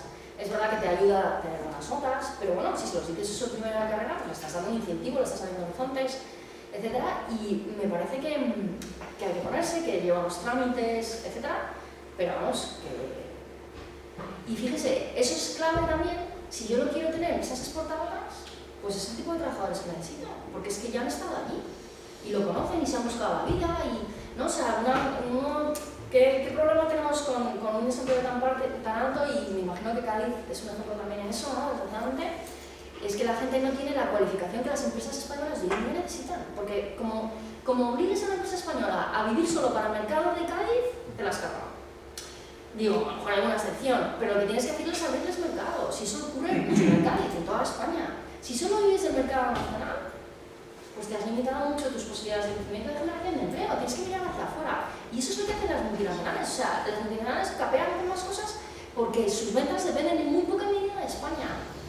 Entonces, pero yo, si mis empleados no se pueden meter en internet, ir a una web, conseguir unos datos, etc., no son los empleados de la empresa del futuro. Entonces todo eso también va como unido, pero me parece que es algo que hay que ponerse y que se puede hacer y que pueden acabar las mejores universidades. Hay muchos españoles en Harvard. El tratado es muy amplio. Yo, al final, si le parece, podemos dedicar un par de minutos para responder algunas preguntas del público. Y la última, decía que había abordado la parte amable para como consumidores de a pie, es decir, no ya las grandes multinacionales, las grandes empresas. Como consumidores de a pie, nos puede también tocar el tratado y en qué medida. Pongo el ejemplo de esta rotulada. Una rotulada vale 80 céntimos, sí, pero si lo compro en Estados Unidos a través de Amazon me vale 4 euros. Hoy. Esto, o un juguete, o un ordenador, o lo que sea. El tratado incorpora medidas para que esto comprado en Amazon me cueste 80 céntimos también, o no. O sea, para el caso del comercio electrónico, el comercio electrónico nos genera, da muchas ventajas al consumidor, pero nos genera problemas de que nos cuesta medir muchas cosas relacionadas con él porque no pasan por las aduanas. Bueno, es un sector un poquito especial. Entonces, todos los tratados, también el que ha habido transpacífico, déjame que meta una puñada con eso porque es otro dato importante que se haya aprobado porque nos sitúa ya en una posición de inferioridad de competencia para todo el exportador español que quiere entrar a Estados Unidos. Porque ya no solo porque Estados Unidos tenía varios tratados ya con otros países que entran más fácil, menos aranceles, etc., sino que ahora todavía más, con más países asiáticos y de la ribera del Pacífico, etc. Entonces, todo eso todavía nos pone más presión también para tratar de sacar adelante porque si no nos va a costar mucho competir aquí, ¿vale? Entonces, o sea, ¿cómo va a quedar el comercio electrónico en el tratado? Si le digo la verdad, no lo sé, o sea, habría que verlo, tendría que mirárselo. O sea, lo que sí que es verdad es que siempre el facilitar la competencia, ¿verdad? Eso va a hacer que los precios se reduzcan y entonces eso al consumidor español le va a dar mayor variedad porque no solo tiene las empresas locales, ¿no? Sino que tiene acceso a una mayor variedad de productos que están suministrando empresas estadounidenses. Por ejemplo, si empiezan todas las técnicas en la electrónica, o sea, fíjense, las multinacionales a veces, digo, hay que ser cuidadoso con ellas, ¿no? Porque te generan muchos empleos, es verdad que pagan salarios más elevados, digo, tienen su lado, pero también te pueden destruir al pequeño empresario, ¿no? Pero una cosa que no sabemos medir de ellas y es muy importante es su capacidad innovadora. O sea, todo el tema de inmóviles, que fíjese toda la comodidad que nos dan, nos han cambiado la vida, los móviles, ¿no? O los ordenadores o todo eso son cabezas de multinacionales que han llevado innovaciones al consumidor. Entonces, ¿y cuánto vale eso? ¿Cuánto vale tener un móvil? Pues pagas, no sé cuánto pagas, pero ¿cuánto vale en tu vida? Vale mucho más, o sea, es una mejora de tu calidad de vida brutal. Y eso, hay cosas pequeñas innovadoras también, pero en general el grueso de todo lo que es innovar son ellas, ¿no? Entonces, por eso es una gente muy especial también, digo, hay que seguirle de cerca, pero también nos da otras cosas. ¿Y cómo se mide el impacto de eso? No sabemos, es muy difícil de medir, ¿sabes? O sea, que hay cosas buenas que hacen y que no las cuantificamos, no aparecen aquí. Aparecen un poco en lo que les he dicho de que abarataban en los sectores de servicios, hacían más baratos los servicios que utilizaban otras. Ahí se recoge un poquito ese efecto, ¿no? Pero hay otra parte que no lo sabemos medir y que sí que ayuda y que afecta a nuestras vidas. Entonces, en ese sentido, cuanto más juego das, ¿no? Y cuando eliminas un poco posiciones monopolistas que puedas tener, o más o menos, o muy concentrados los mercados, a lo mejor no es un monopolio, pero muy concentrados, pues desde luego el gran beneficio es siempre el consumidor. O sea, eso no. Entonces, para España, por darles algunos datos, pero bueno, ya son muy macro también, ¿no? Pero nosotros vemos que, por ejemplo, los salarios, con toda esa generación de empleo que hay, tú cuando demandas a más gente, ¿no? Cuando los empresarios buscan a más trabajadores, el desempleo disminuye, ojalá disminuya mucho, ¿no? Pero generas presiones al alza sobre los salarios, porque ya no tienes tanta bolsa de desempleados como para tener que ofrecerles. Si tienes muchos, no les ofreces mucho y los pobres se emplean enseguida, ¿no? Pero en general, elevar la demanda de trabajo te eleva los salarios en España, ¿no? Eso es parte de lo que nosotros encontramos, ¿no? Por lo tanto, el ciudadano de a pie, que es trabajador, que somos la mayoría, ¿no? O si no es lejano, pues se encuentra con que los salarios, hay una presión al alza conforme más empleo se está creando, ¿vale? Eso por una parte. Luego, y eso lo traducimos a la renta total española, el hecho de que los salarios hayan aumentado. Las empresas también hacen más beneficios. En el total nos sale que la renta española aumentaría un 1% al año. Todo esto es al año, cada año. Es verdad que en el largo plazo, o sea, no al principio es un poquito más, es como la mitad el efecto, pero cuando dejas pasar más tiempo, y entonces se crean más empresas, etc. O sea, dejas más margen a que la gente vaya tomando decisiones una vez que el tratado está en marcha. Puedes pensar, tengo que sacar otro producto, etc. Todo eso te eleva mucho más el impacto. O sea, en el corto plazo, justo en el corto plazo ves un poquito más, a nosotros no nos sale negativo en el corto plazo, nos sale que siempre generaríamos más exportaciones y crearíamos más empleo, pero es más pequeño. En el corto plazo es un poquito más cuando pueden aflorar más algún efecto negativo del comercio. Eso suele ocurrir más en el corto plazo si se da. Para nuestra tranquilidad en España no tenemos eso. Habría que ver las empresas que hay aquí, ¿vale? Pero, entonces, por lo tanto, la renta española crecería un 1%, pero al año. Eso significaría que al siguiente ya sería una curva de un 2%, ¿no? Sería acumulando, ¿vale? Porque es anual todo esto, ¿no? Los precios descienden levemente, no mucho, pero bueno, por lo menos no están aumentando, ¿no? Y aumenta la variedad de productos, tanto porque hay más importaciones o porque hay mayor presencia de empresas multinacionales que también a lo mejor vienen aquí, me generan más productos aquí, entonces me generan empleo también. y esos 35.000 empleos. Entonces, desde luego el que más tiene que ganar, digo, en este público, pero es que es así, es el consumidor. Ese es el que siempre que abras más las puertas a la competencia, ese siempre es el que gana. Bueno, pues cerramos, si os parece, con preguntas. Yo, un tema poco amable, porque precisamente uno de los temas que más conflicto existe, por lo menos lo que en este momento se está tratando de aspectos negativos del tratado por diferentes sectores, que es el tema de los conflictos. Los conflictos entre empresas y el sistema de arbitraje. Precisamente se está hablando del arbitraje internacional como un sustituto de las legislaciones nacionales, en este caso las que rigen en Estados Unidos y fundamentalmente las que nos importa, que es la normativa y los sistemas de arbitraje que funcionan en España. Los sistemas de arbitraje internacionales existen, han existido y existirán. Entonces, ¿cómo puede afectar eso a una falta de calidad de la seguridad jurídica? En este caso no tanto de los consumidores, porque los consumidores no vamos a ir a ese tipo de arbitraje internacional por un conflicto, pero sí para las empresas, ¿no?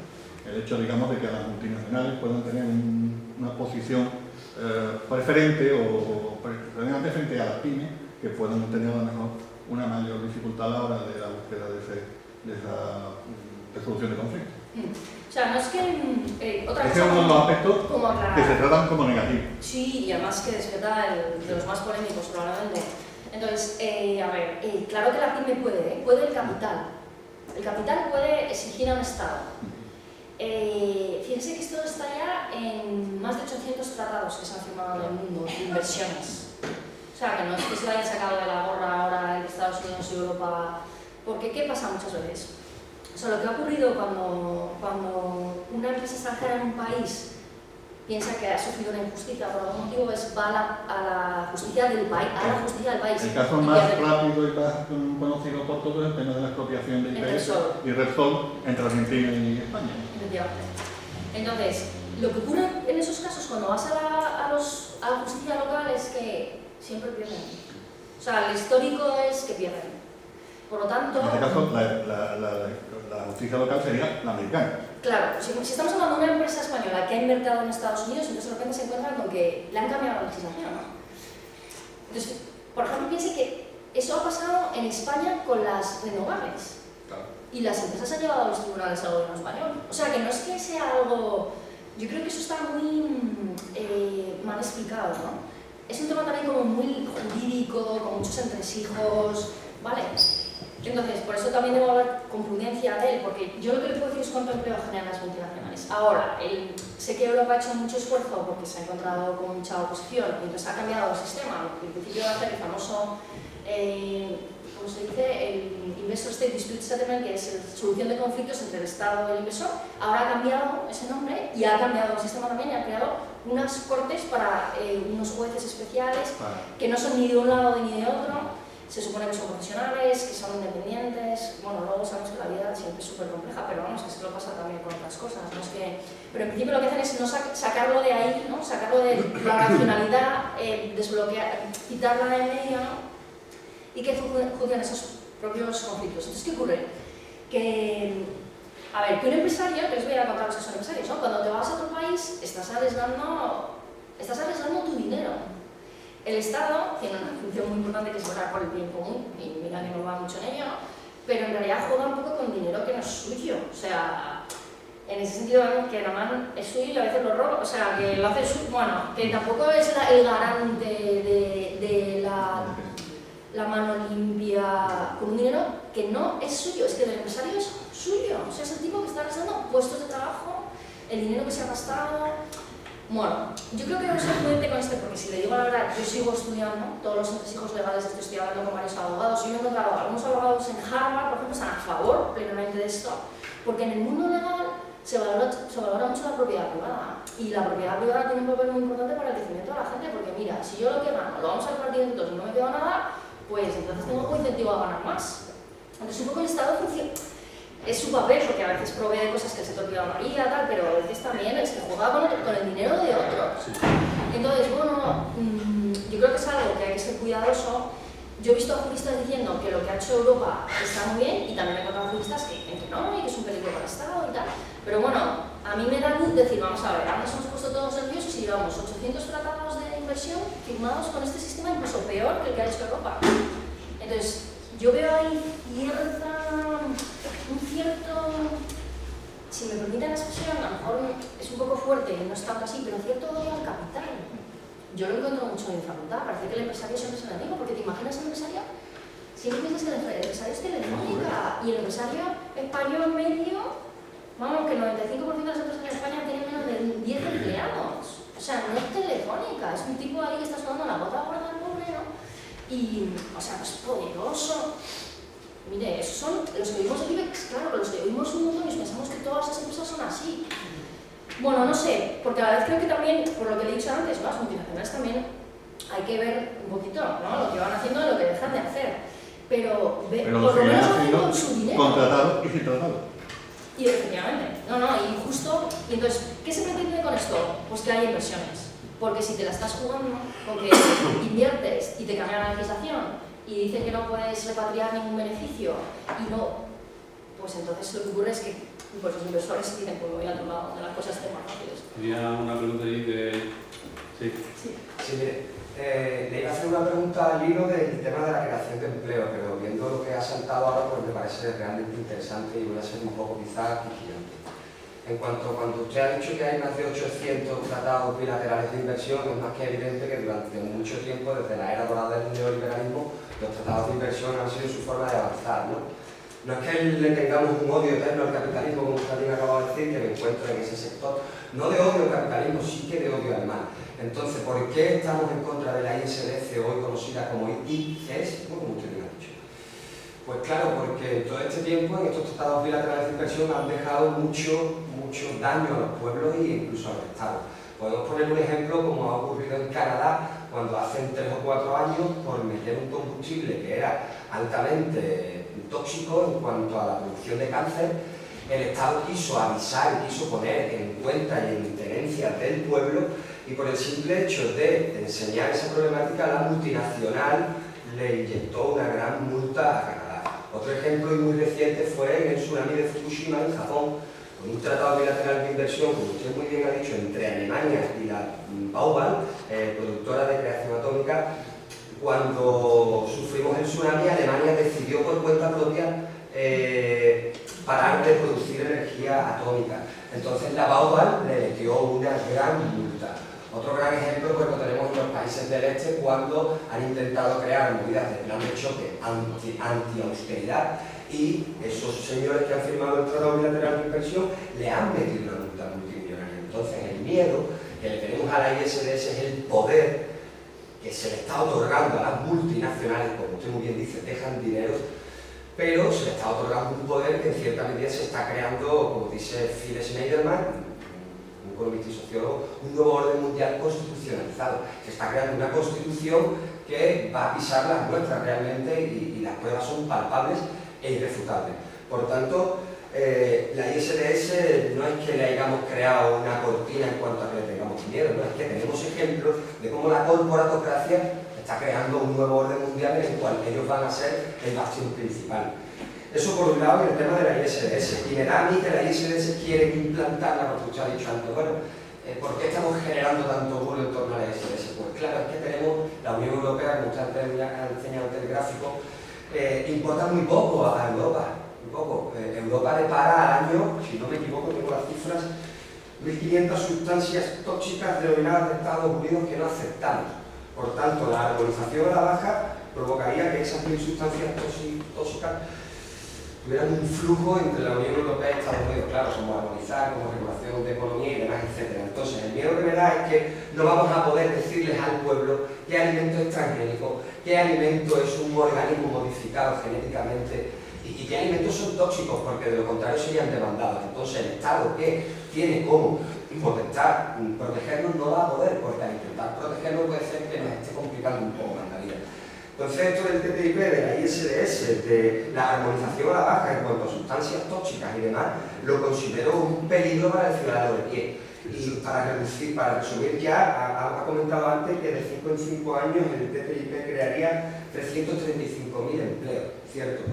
Pero a la vez la Unión Europea afirma la destrucción de 430.000 por 1 millón que vamos a recuperar cuando reorientemos la producción a Estados Unidos. Pero tenemos un gran ejemplo en el tiempo, que es el NAFTA.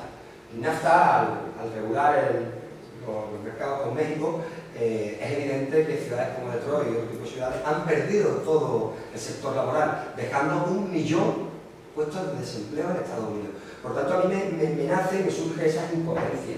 En cuanto al poder de la corporatocracia, le vamos a otorgar una soberanía muy por encima de la nuestra, que lo vamos a poder decir, ¿no? Y en cuanto al tema del empleo, ¿no? Me resulta un poco incoherente porque el NAFTA es un TTIP, o el CETA de Canadá, que también nos viene, o como usted bien ha dicho antes, el TISA y la regulación de agentes de servicios públicos.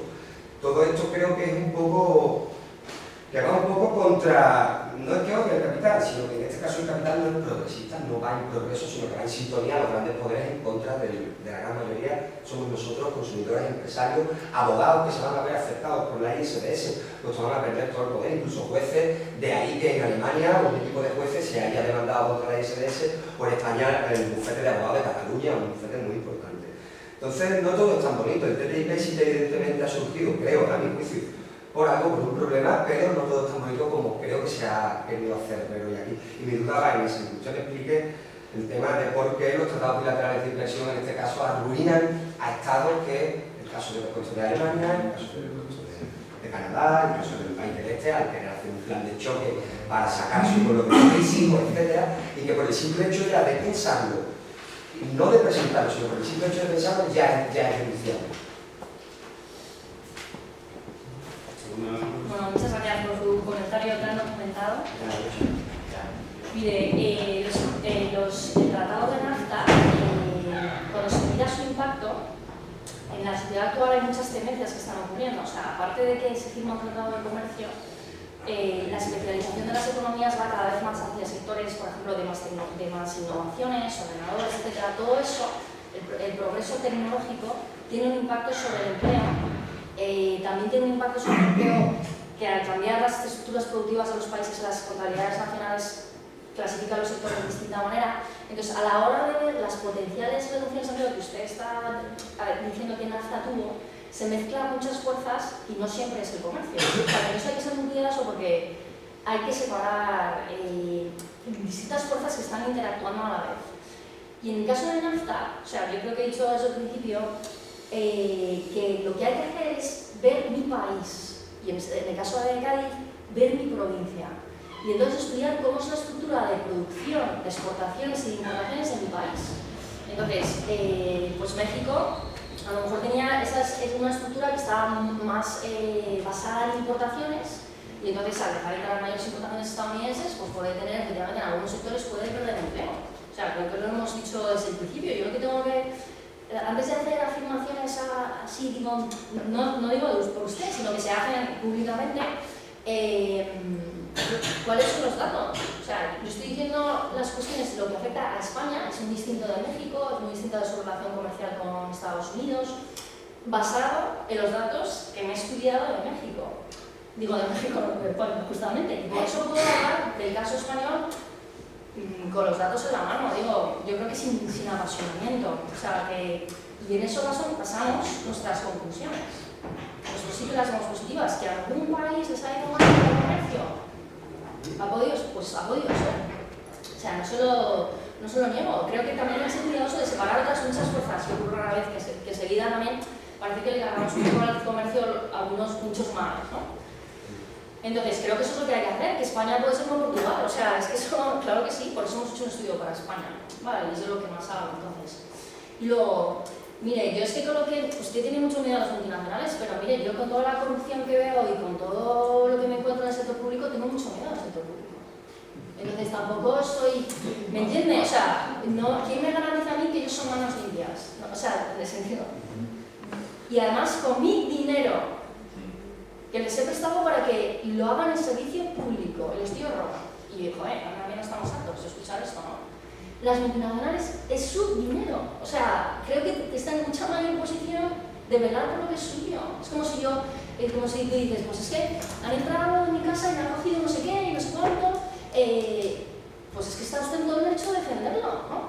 Pero es que es muy distinto el caso, ¿no? O sea, una cosa es lo que es mío, y entonces un empresario pues tiene el deber de dar precio por sus intereses. Yo a la vez pienso que ese empresario, para ser feliz, debe crear unos puestos de trabajo y yo es lo que digo en mis clases, se lo aseguro, porque me parece que tenemos mucha responsabilidad con los profesores, porque a veces decimos que la mejor manera de hablar costes es despedir a la gente.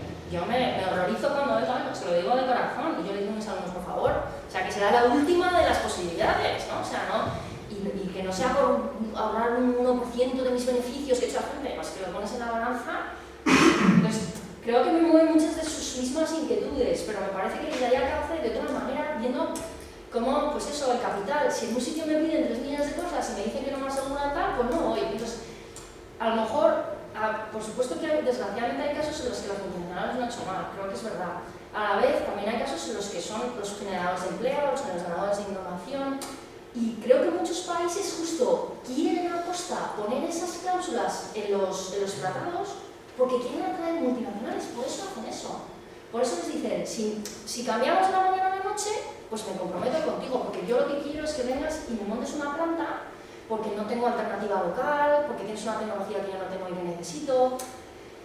Entonces, como he dicho antes, me parece que hay que ser cuidadoso con el tema de las multinacionales, porque creo que, en fin, que tienen poder, es verdad. Pero también es una fuente de crecimiento y veo que otros que tienen poder tampoco son nada ejemplares. O sea, yo ya estoy muy curada de espanto de lo que es velar por el interés público. Entonces yo no sé si quiero que los estados sean tan poderosos. O sea, si alguien que con su dinero, con sus inversiones, con los puestos de trabajo que crea, etcétera, le va a decir, mira, es que dijiste esto y ya no lo haces, pues creo que a lo mejor lo puede tener que hacer, porque hay que respetar la ley. En cualquier caso, una reflexión especialmente interesante en el desarrollo. Hay 2 turnos de palabra pedidos y estamos fuera ya del tiempo. Así, brevemente, por favor, aunque sí, antes de cerrar, me da la impresión de que la mesa que nos sigue va a generar muchas más preguntas que respuestas, por lo que seguramente tendremos que abrir luego un proceso inverso de una pregunta buena. Exacto. Joaquín. No, yo soy profesor también, profesor doctor de náutica y transporte marítimo, trabajo en la autoridad portuaria hace 21 años. El Tratado de la Unión Europea, hablo de Cádiz, yo conozco más los datos microeconómicos más que los macroeconómicos, le ha producido, sin darse cuenta, una transformación a la baja al puerto de la Bahía de Cádiz. ¿Por qué? Pues porque la Unión Europea nos dice, arranque usted las viñas, arranque usted los olivos, deje usted de cultivar algodón, deje usted de cultivar tanto trigo, tanto cereal, con lo cual, hablo del puerto, las exportaciones naturales salían por el puerto de la Bahía de Cádiz. De pronto, esa idiosincrasia se empieza a perder. Eso generó un montón de desempleo. Eso en la agrícola, en la pesca, 3/4 de lo mismo. Mire usted, tratados pesqueros no se pueden hacer unilateralmente con Marruecos o Mauritania, tiene que ser a través de la Unión Europea, y el sector pesquero se desmanteló. Estoy hablando de sectores estratégicos de la provincia de Cádiz, de Huelva, de Málaga, se desmantela. Seguimos así con el sector naval. El sector naval, la ciudad de Cádiz hoy día tiene 3 astilleros, pero antes tenía astilleros, varaderos, diques, empresas que se dedicaban a la reparación naval y a la construcción naval. No, mire usted, no puede usted construir, o le deja usted construir, pero ¿a qué precio en comparación con Corea? Todas estas cuestiones, todos estos juegos económicos, yo creo que coincidimos, tendríamos que ponerlos cuando todos partamos de las mismas reglas de juego. A mí no me vale hacer un tratado con Corea o con China cuando en China los derechos de los trabajadores o el estatuto de los trabajadores o los convenios colectivos son infinitamente peores que con respecto. Entonces nosotros no somos competitivos. Eso, Unión Europea, como hemos dicho, el Tratado de la Comunidad Europea, a esta región le hizo caer. Mi problema, mi escepticismo es que nos puede ocurrir lo mismo, es decir, pueden crear 335.500 empleos, pero destruir otros pocos de empleos. No, es un neto, es un neto. Vale. Ese Ese es mi escepticismo. ¿Por qué? ¿Cómo se compensó todo esto? Se compensó pues porque nos prejubilaron con 51 años, nos daban el 100%, y ahí se quedó todo en un nivel neutro. El problema fue qué pasa con nuestros hijos, con nuestros nietos, es decir, destruimos esa cadena de empleo, destruimos nuestra provincia. Por eso nos encontramos lo que nos encontramos. Y por eso, como investigadora que es, hay que ir al fondo del asunto. ¿Por qué nos encontramos así? ¿Y de dónde viene este mal? Y este mal, yo no es que sea contrario a la Unión Europea, pero a esta región, a la larga, a medio plazo, la machacó. Y ya termino con el tema de las multinacionales. Hoy día las multinacionales son las que gobiernan la economía, nos guste o no nos guste. ¿Por qué Algeciras es el puerto número 1 de España?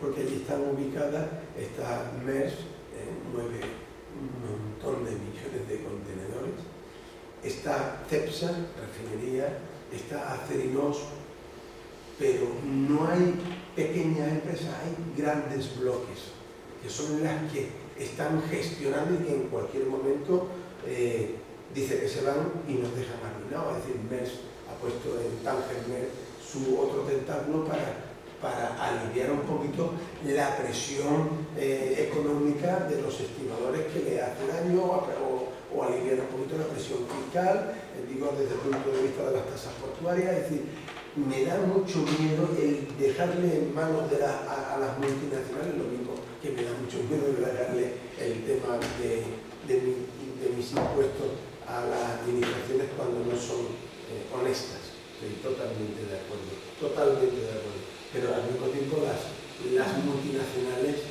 son, las SA son sin alma. Esto lo aprendí yo en la primera de la vida. Mira, esto es fulanita de tal, SA, y me dice el capitán, esto es sin alma. Entonces eso es lo que a mí me da un poquito de miedo y soy escéptico en cuanto a este tema. No, yo, a ver, veo lo que dice, me parece, a ver, yo creo que hoy miramos a Europa, hemos sufrido mucho con esta crisis, nos parece que muchas medidas que se han adoptado en Europa a lo mejor no eran las adecuadas. Yo creo que ahí hay distintas experiencias en algunos estados también. Yo creo que nos falta la perspectiva también de las ayudas que nos dio en Europa, que me parece que desgraciadamente no gestionamos bien, tampoco. Perfecto. Entonces, claro, lo que teníamos de beneficio se lo quedaron unos cuantos y era un beneficio muy importante, es que ahí se había podido crear mucho empleo, pero estamos otra vez en el tema de los políticos, justamente, o sea, que es que nos engañan como a chinos, vamos. El coste de oportunidad. ¿Pero en qué sentido? O sea, invertir en temas que no van a dar rentabilidad. Efectivamente, y además pero que las oportunidades que se generaban se las quedaron unos cuantos, ¿no? Entonces, pero me parece, mire, yo lo que veo es, pero vamos a ver, ¿qué alternativa tiene Cádiz? O sea, ¿dónde podemos encontrar clientes? O sea, todo eso es verdad, todo el lado de las importaciones está, todo eso hay que vigilarlo y hay que ver qué puedo hacer yo con eso, cómo puedo diferenciar de ellos para que la gente me siga comprando a mí si vienen, ¿no? Pero ¿qué palanca tenemos? Es que es un poco lo que pasa con España, ¿no? Si yo necesito crear empleo, ¿cuáles son mis vías? Se lo cuento. ¿Quiere usted que le cuente? Sí, bueno. Nosotros ahora mismo tenemos en el astillero de Cádiz 4 buques cruceros reparando. ¿Saben ustedes cuáles son los juegos por los que vienen aquí a reparar? Yo se lo voy a explicar. Porque utilizamos, o mejor dicho, porque el astillero está utilizando las mismas reglas que hacen en Corea. Estamos permitiendo que venga personal de fuera a trabajar. Cuando digo personal de fuera no hablo de españoles, estoy hablando... De coreanos, ojo. Extranjeros. Hablemos de Naciones Unidas, multirraciales y multinacionales, que están a bordo del barco no como tripulantes, sino como personal que está reparando los barcos. Le voy a decir más, viene un barco de una gran compañía a trabajar y trae 3 buques de crucero que van a hacer de hotel flotante o de hospedería. Aproximadamente unos 4.000 trabajadores que van a venir a reparar ahí. Todo ese empleo que se generaría, lo que se generaba hace 30 años en la provincia de Cádiz, del sector naval, si lo exige tal cual nos gustaría a todos los gaditanos y a todos los españoles, posiblemente volverían a irse a Corea o volverían a irse a astilleros donde las condiciones laborales, volvemos al Estatuto de los Trabajadores o los convenios colectivos, sean mucho más relajados. Yo del sector marítimo no puedo hablar lo que quiera. ¿Por qué? Pues porque el mundo del crucero saca esa rentabilidad. Se basa en 4 pilares, no aquí a dar una conferencia, 4 pilares, me he dedicado a estudiar el asunto. Banderas de conveniencia exige o permite tener una legislación totalmente relajada en todos los ámbitos. Tributarios, 0 de impuestos laborales, 0 de derechos adquiridos por los trabajadores. Bueno, pero no nos esperan entonces el Estatuto de los Trabajadores, no nos esperan la legislación. Vamos a ver, cuando usted va a un buque de crucero y su bandera de Bahamas o de Panamá, ahí no hay nada. Ahí no hay absolutamente nada. No se tributa muy poco. No hay, y el despido es libre. Pero eso es de Estados Unidos, eso no es lo mismo. Estamos hablando de cómo se fomenta. Pero vamos a ver, que el capital de Estados Unidos es una Nicky Allison es el dueño de Carnival, que es el dueño del holding más grande de buques de crucero. 55% de la flota mundial de un judío norteamericano afincado en Nueva York. Es decir, le estoy contando cómo funciona. Pero a mí me da mucho miedo porque en el fondo cuando uno se pone a hablar con la tripulación le pregunta a un camarero, ¿usted cuánto gana? Yo gano 400 euros al mes. Mire, yo les quiero poner, porque con todas esas dificultades me parece que a lo mejor es una cuestión muy local.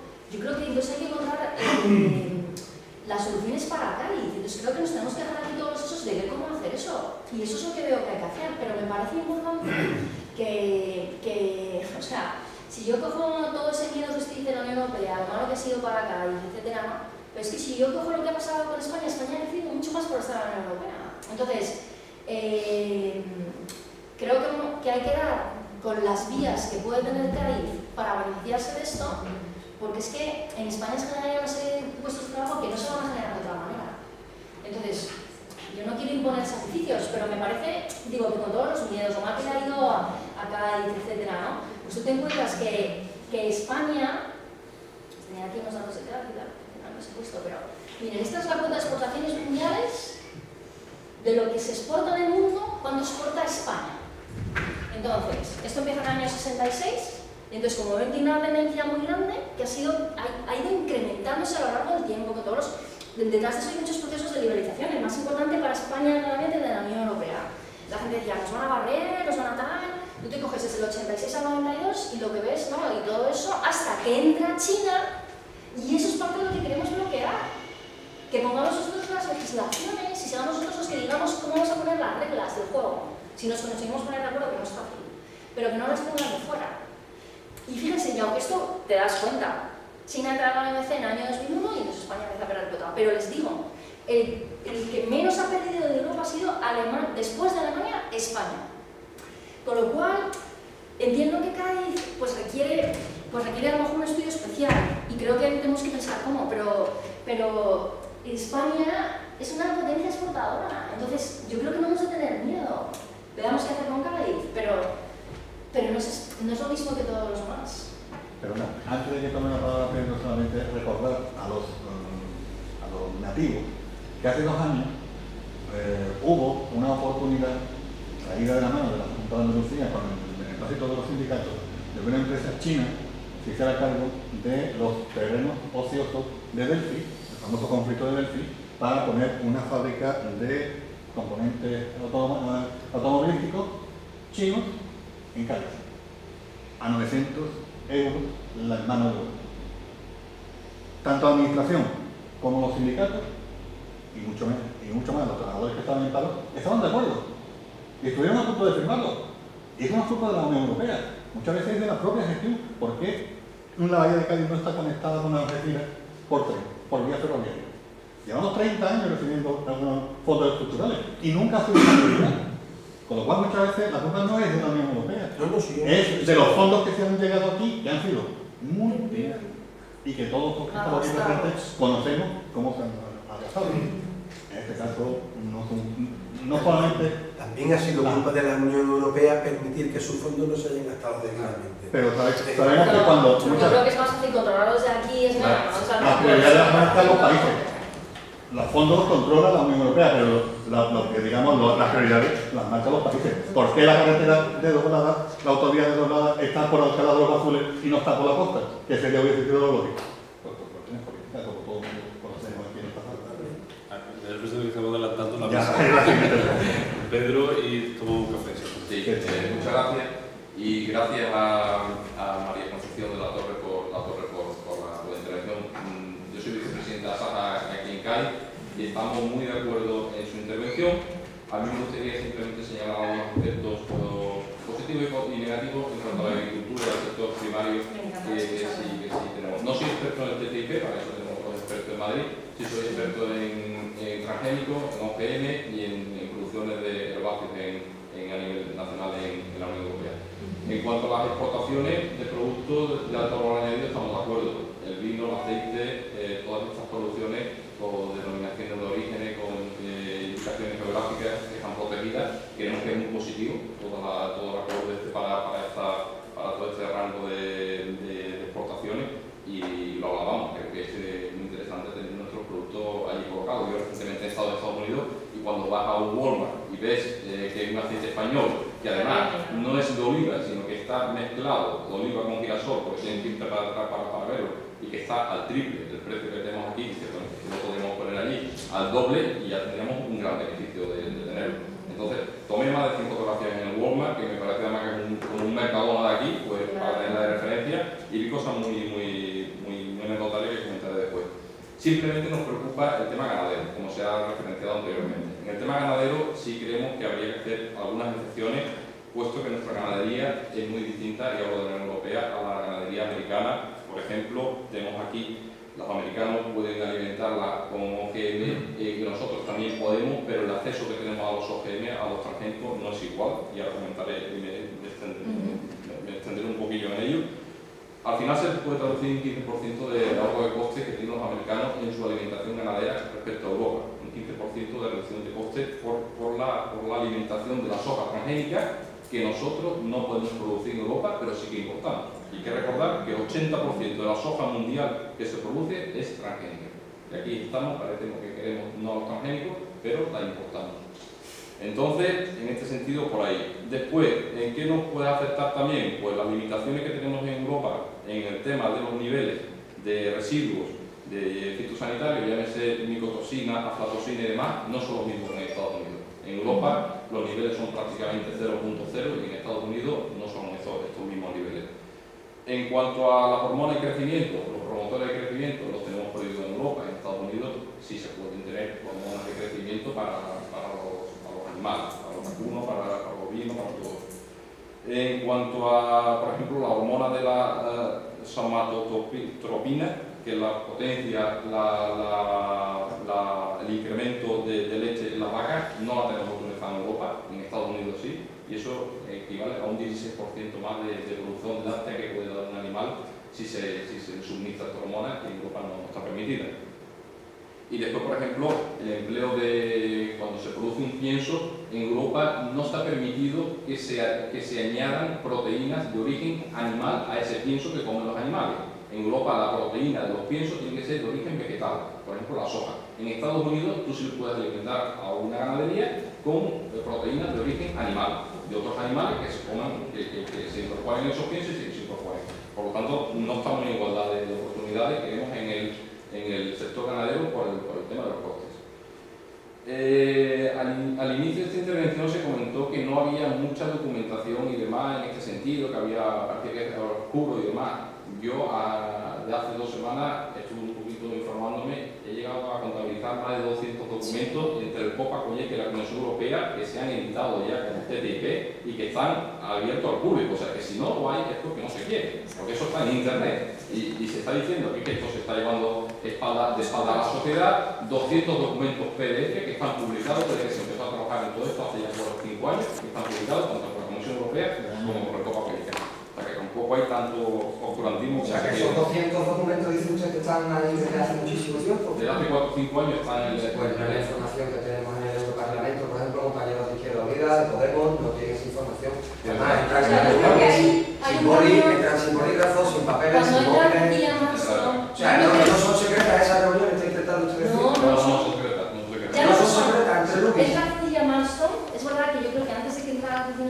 nueva comisaría no había esa información públicamente, pero ella ha dado un giro completamente y todo ahora está disponible en la web. Yo creo que todo ahora, como usted bien ha dicho, todo ahora. Yo hace 2 No, años. pero hace ya 2 años. No, pero llevamos, Obama sacó adelante el CIP en el 2013 y estaba muy secreto.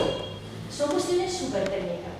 O sea, sí, pero te quiero decir que el ciudadano no sé si tiene que saber eso, se lo digo de verdad. O sea, que a la vez es que por supuesto que hay que dar información, pero muchos de esos documentos son muy difíciles de entender. Se lo digo porque a veces queremos saber cosas y pero que no me las expliquen. O sea, que no... María Concepción, si me permite continuar, Sí, que me he interrumpido y demás. Mire, en cuanto a los OGM, aquí se ha hablado de contaminación, se ha hablado un poco de todo. Vamos a ver. Los OGM llevamos 17 años desde que se comenzó a producir los OGM. España lleva 16 años utilizando el maíz transgénico BT MON 810. No ha habido un solo caso de contaminación porque no ha habido una sola denuncia y un solo juzgado que haya dicho que haya una contaminación en un campo u otro. Es más, Europa tiene a día de hoy 130.000 hectáreas que se producen OGM. España concretamente tiene el 90% de esa superficie. 90%. Y comunidades como por ejemplo Cataluña o Aragón llegan al 80%, que es casi el tope. Porque si yo quiero poner una superficie de OGM, no la puedo poner en su totalidad. Tengo que tener una reserva, como indica Europa, para que no haya una colonización de cultivos cercanos y que no haya esa contaminación. O sea, contaminación no hay. Lo que he dicho antes, podemos importar los OGM y no podemos producirlos, excepto 2 OGM. El maíz 810 de Monsanto y la patata Anflora, que desafortunadamente, bueno, un cultivo se probó, no fue rentable, no se dio bien y no se produjo. Por lo tanto, ahí yo creo que sí tenemos que hacer algo en Europa porque la verdad que estamos muy atrás con respecto a Estados Unidos y sobre todo porque son decisiones políticas y no científicas, porque son científicas. Y en otro sentido, por ejemplo, se hablaba antes de la materia prima.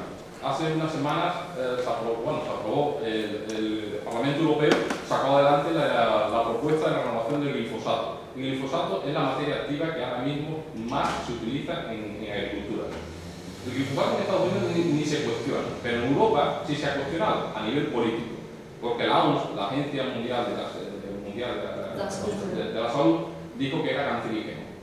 La EFSA, que son científicos e investigadores que pagamos los europeos de nuestro bolsillo, que es la Agencia Europea de Seguridad Alimentaria, ha determinado que el glifosato no es cancerígeno. Llevamos 35 años utilizándolo. Entonces, no sé la verdad por qué se está diciendo que una serie de cuestiones, porque es que además se ha demostrado tras esos años y por científicos europeos. Entonces, pues no tiene sentido. Y si lo perdemos, desde luego, pues la agricultura en Europa va a ser muy complicada, porque está muy bien el ecológico, nosotros lo alabamos, nosotros tenemos unas sectoriales de ecológico, pero oye, es que aquí tienen que convivir todas las agriculturas, transgénica o biotecnológica, con convencional o ecológica. Y no se puede discriminar a una sí y a otra no. Tenemos que apostar por todas las agriculturas. Y después, en cuanto a se ha hablado también de la dimensión de las empresas para producir en este mercado, ¿no? Globalizado, en América y demás. Vamos a ver, se ha hecho una ley de integración de las cooperativas. En España, y tengo aquí el dato, en España tenemos a día de hoy en agricultura 3.844 cooperativas. Somos el segundo país en Europa a nivel de cooperativas, de número de cooperativas. Nos adelanta solamente Italia con 5.800. Tenemos 21.769 cooperativas en Europa, o sea, ocupamos el segundo ranking. Sin embargo, todas las cooperativas de España generan un valor económico igual a las 28 cooperativas de Dinamarca. O sea, las 3.800 facturan lo mismo que 28 de Dinamarca. Entonces, así no podemos competir. Si no nos fusionamos, si no tenemos una dimensión óptima, difícil será que podamos competir. Y en el ranking de las 5 cooperativas más grandes de España, la primera está en el número 57 y la segunda tenemos que irnos al número 78, dato del 2015, como decía. En cereales, por ejemplo, de las 10 primeras, ninguna es española, y eso que España es el cuarto país en producción de cereales en Europa. En vino, tenemos de las 10 primeras, 7 son italianas y las 3 siguientes francesas. En aceite es el único donde estamos bien posicionados, tenemos 8 de las 10 primeras y la primera es lejos. Pero por eso mismo tenemos que ir a este modelo, porque si no nos vamos a ningún sitio. Y si simplemente yo quería hacer esta matización porque no la Daniel si es perjudicada porque no tenemos la misma oportunidad de otras cosas que los americanos. Muchas gracias. Entiendo perfectamente las dos intervenciones porque me da la impresión de que la mesa que viene a continuación tiene sentido si luego podemos tener su punto de vista como contrapunto de esa información. Si nos parece, vamos a hacer la pausa que deberíamos haber hecho hace media hora.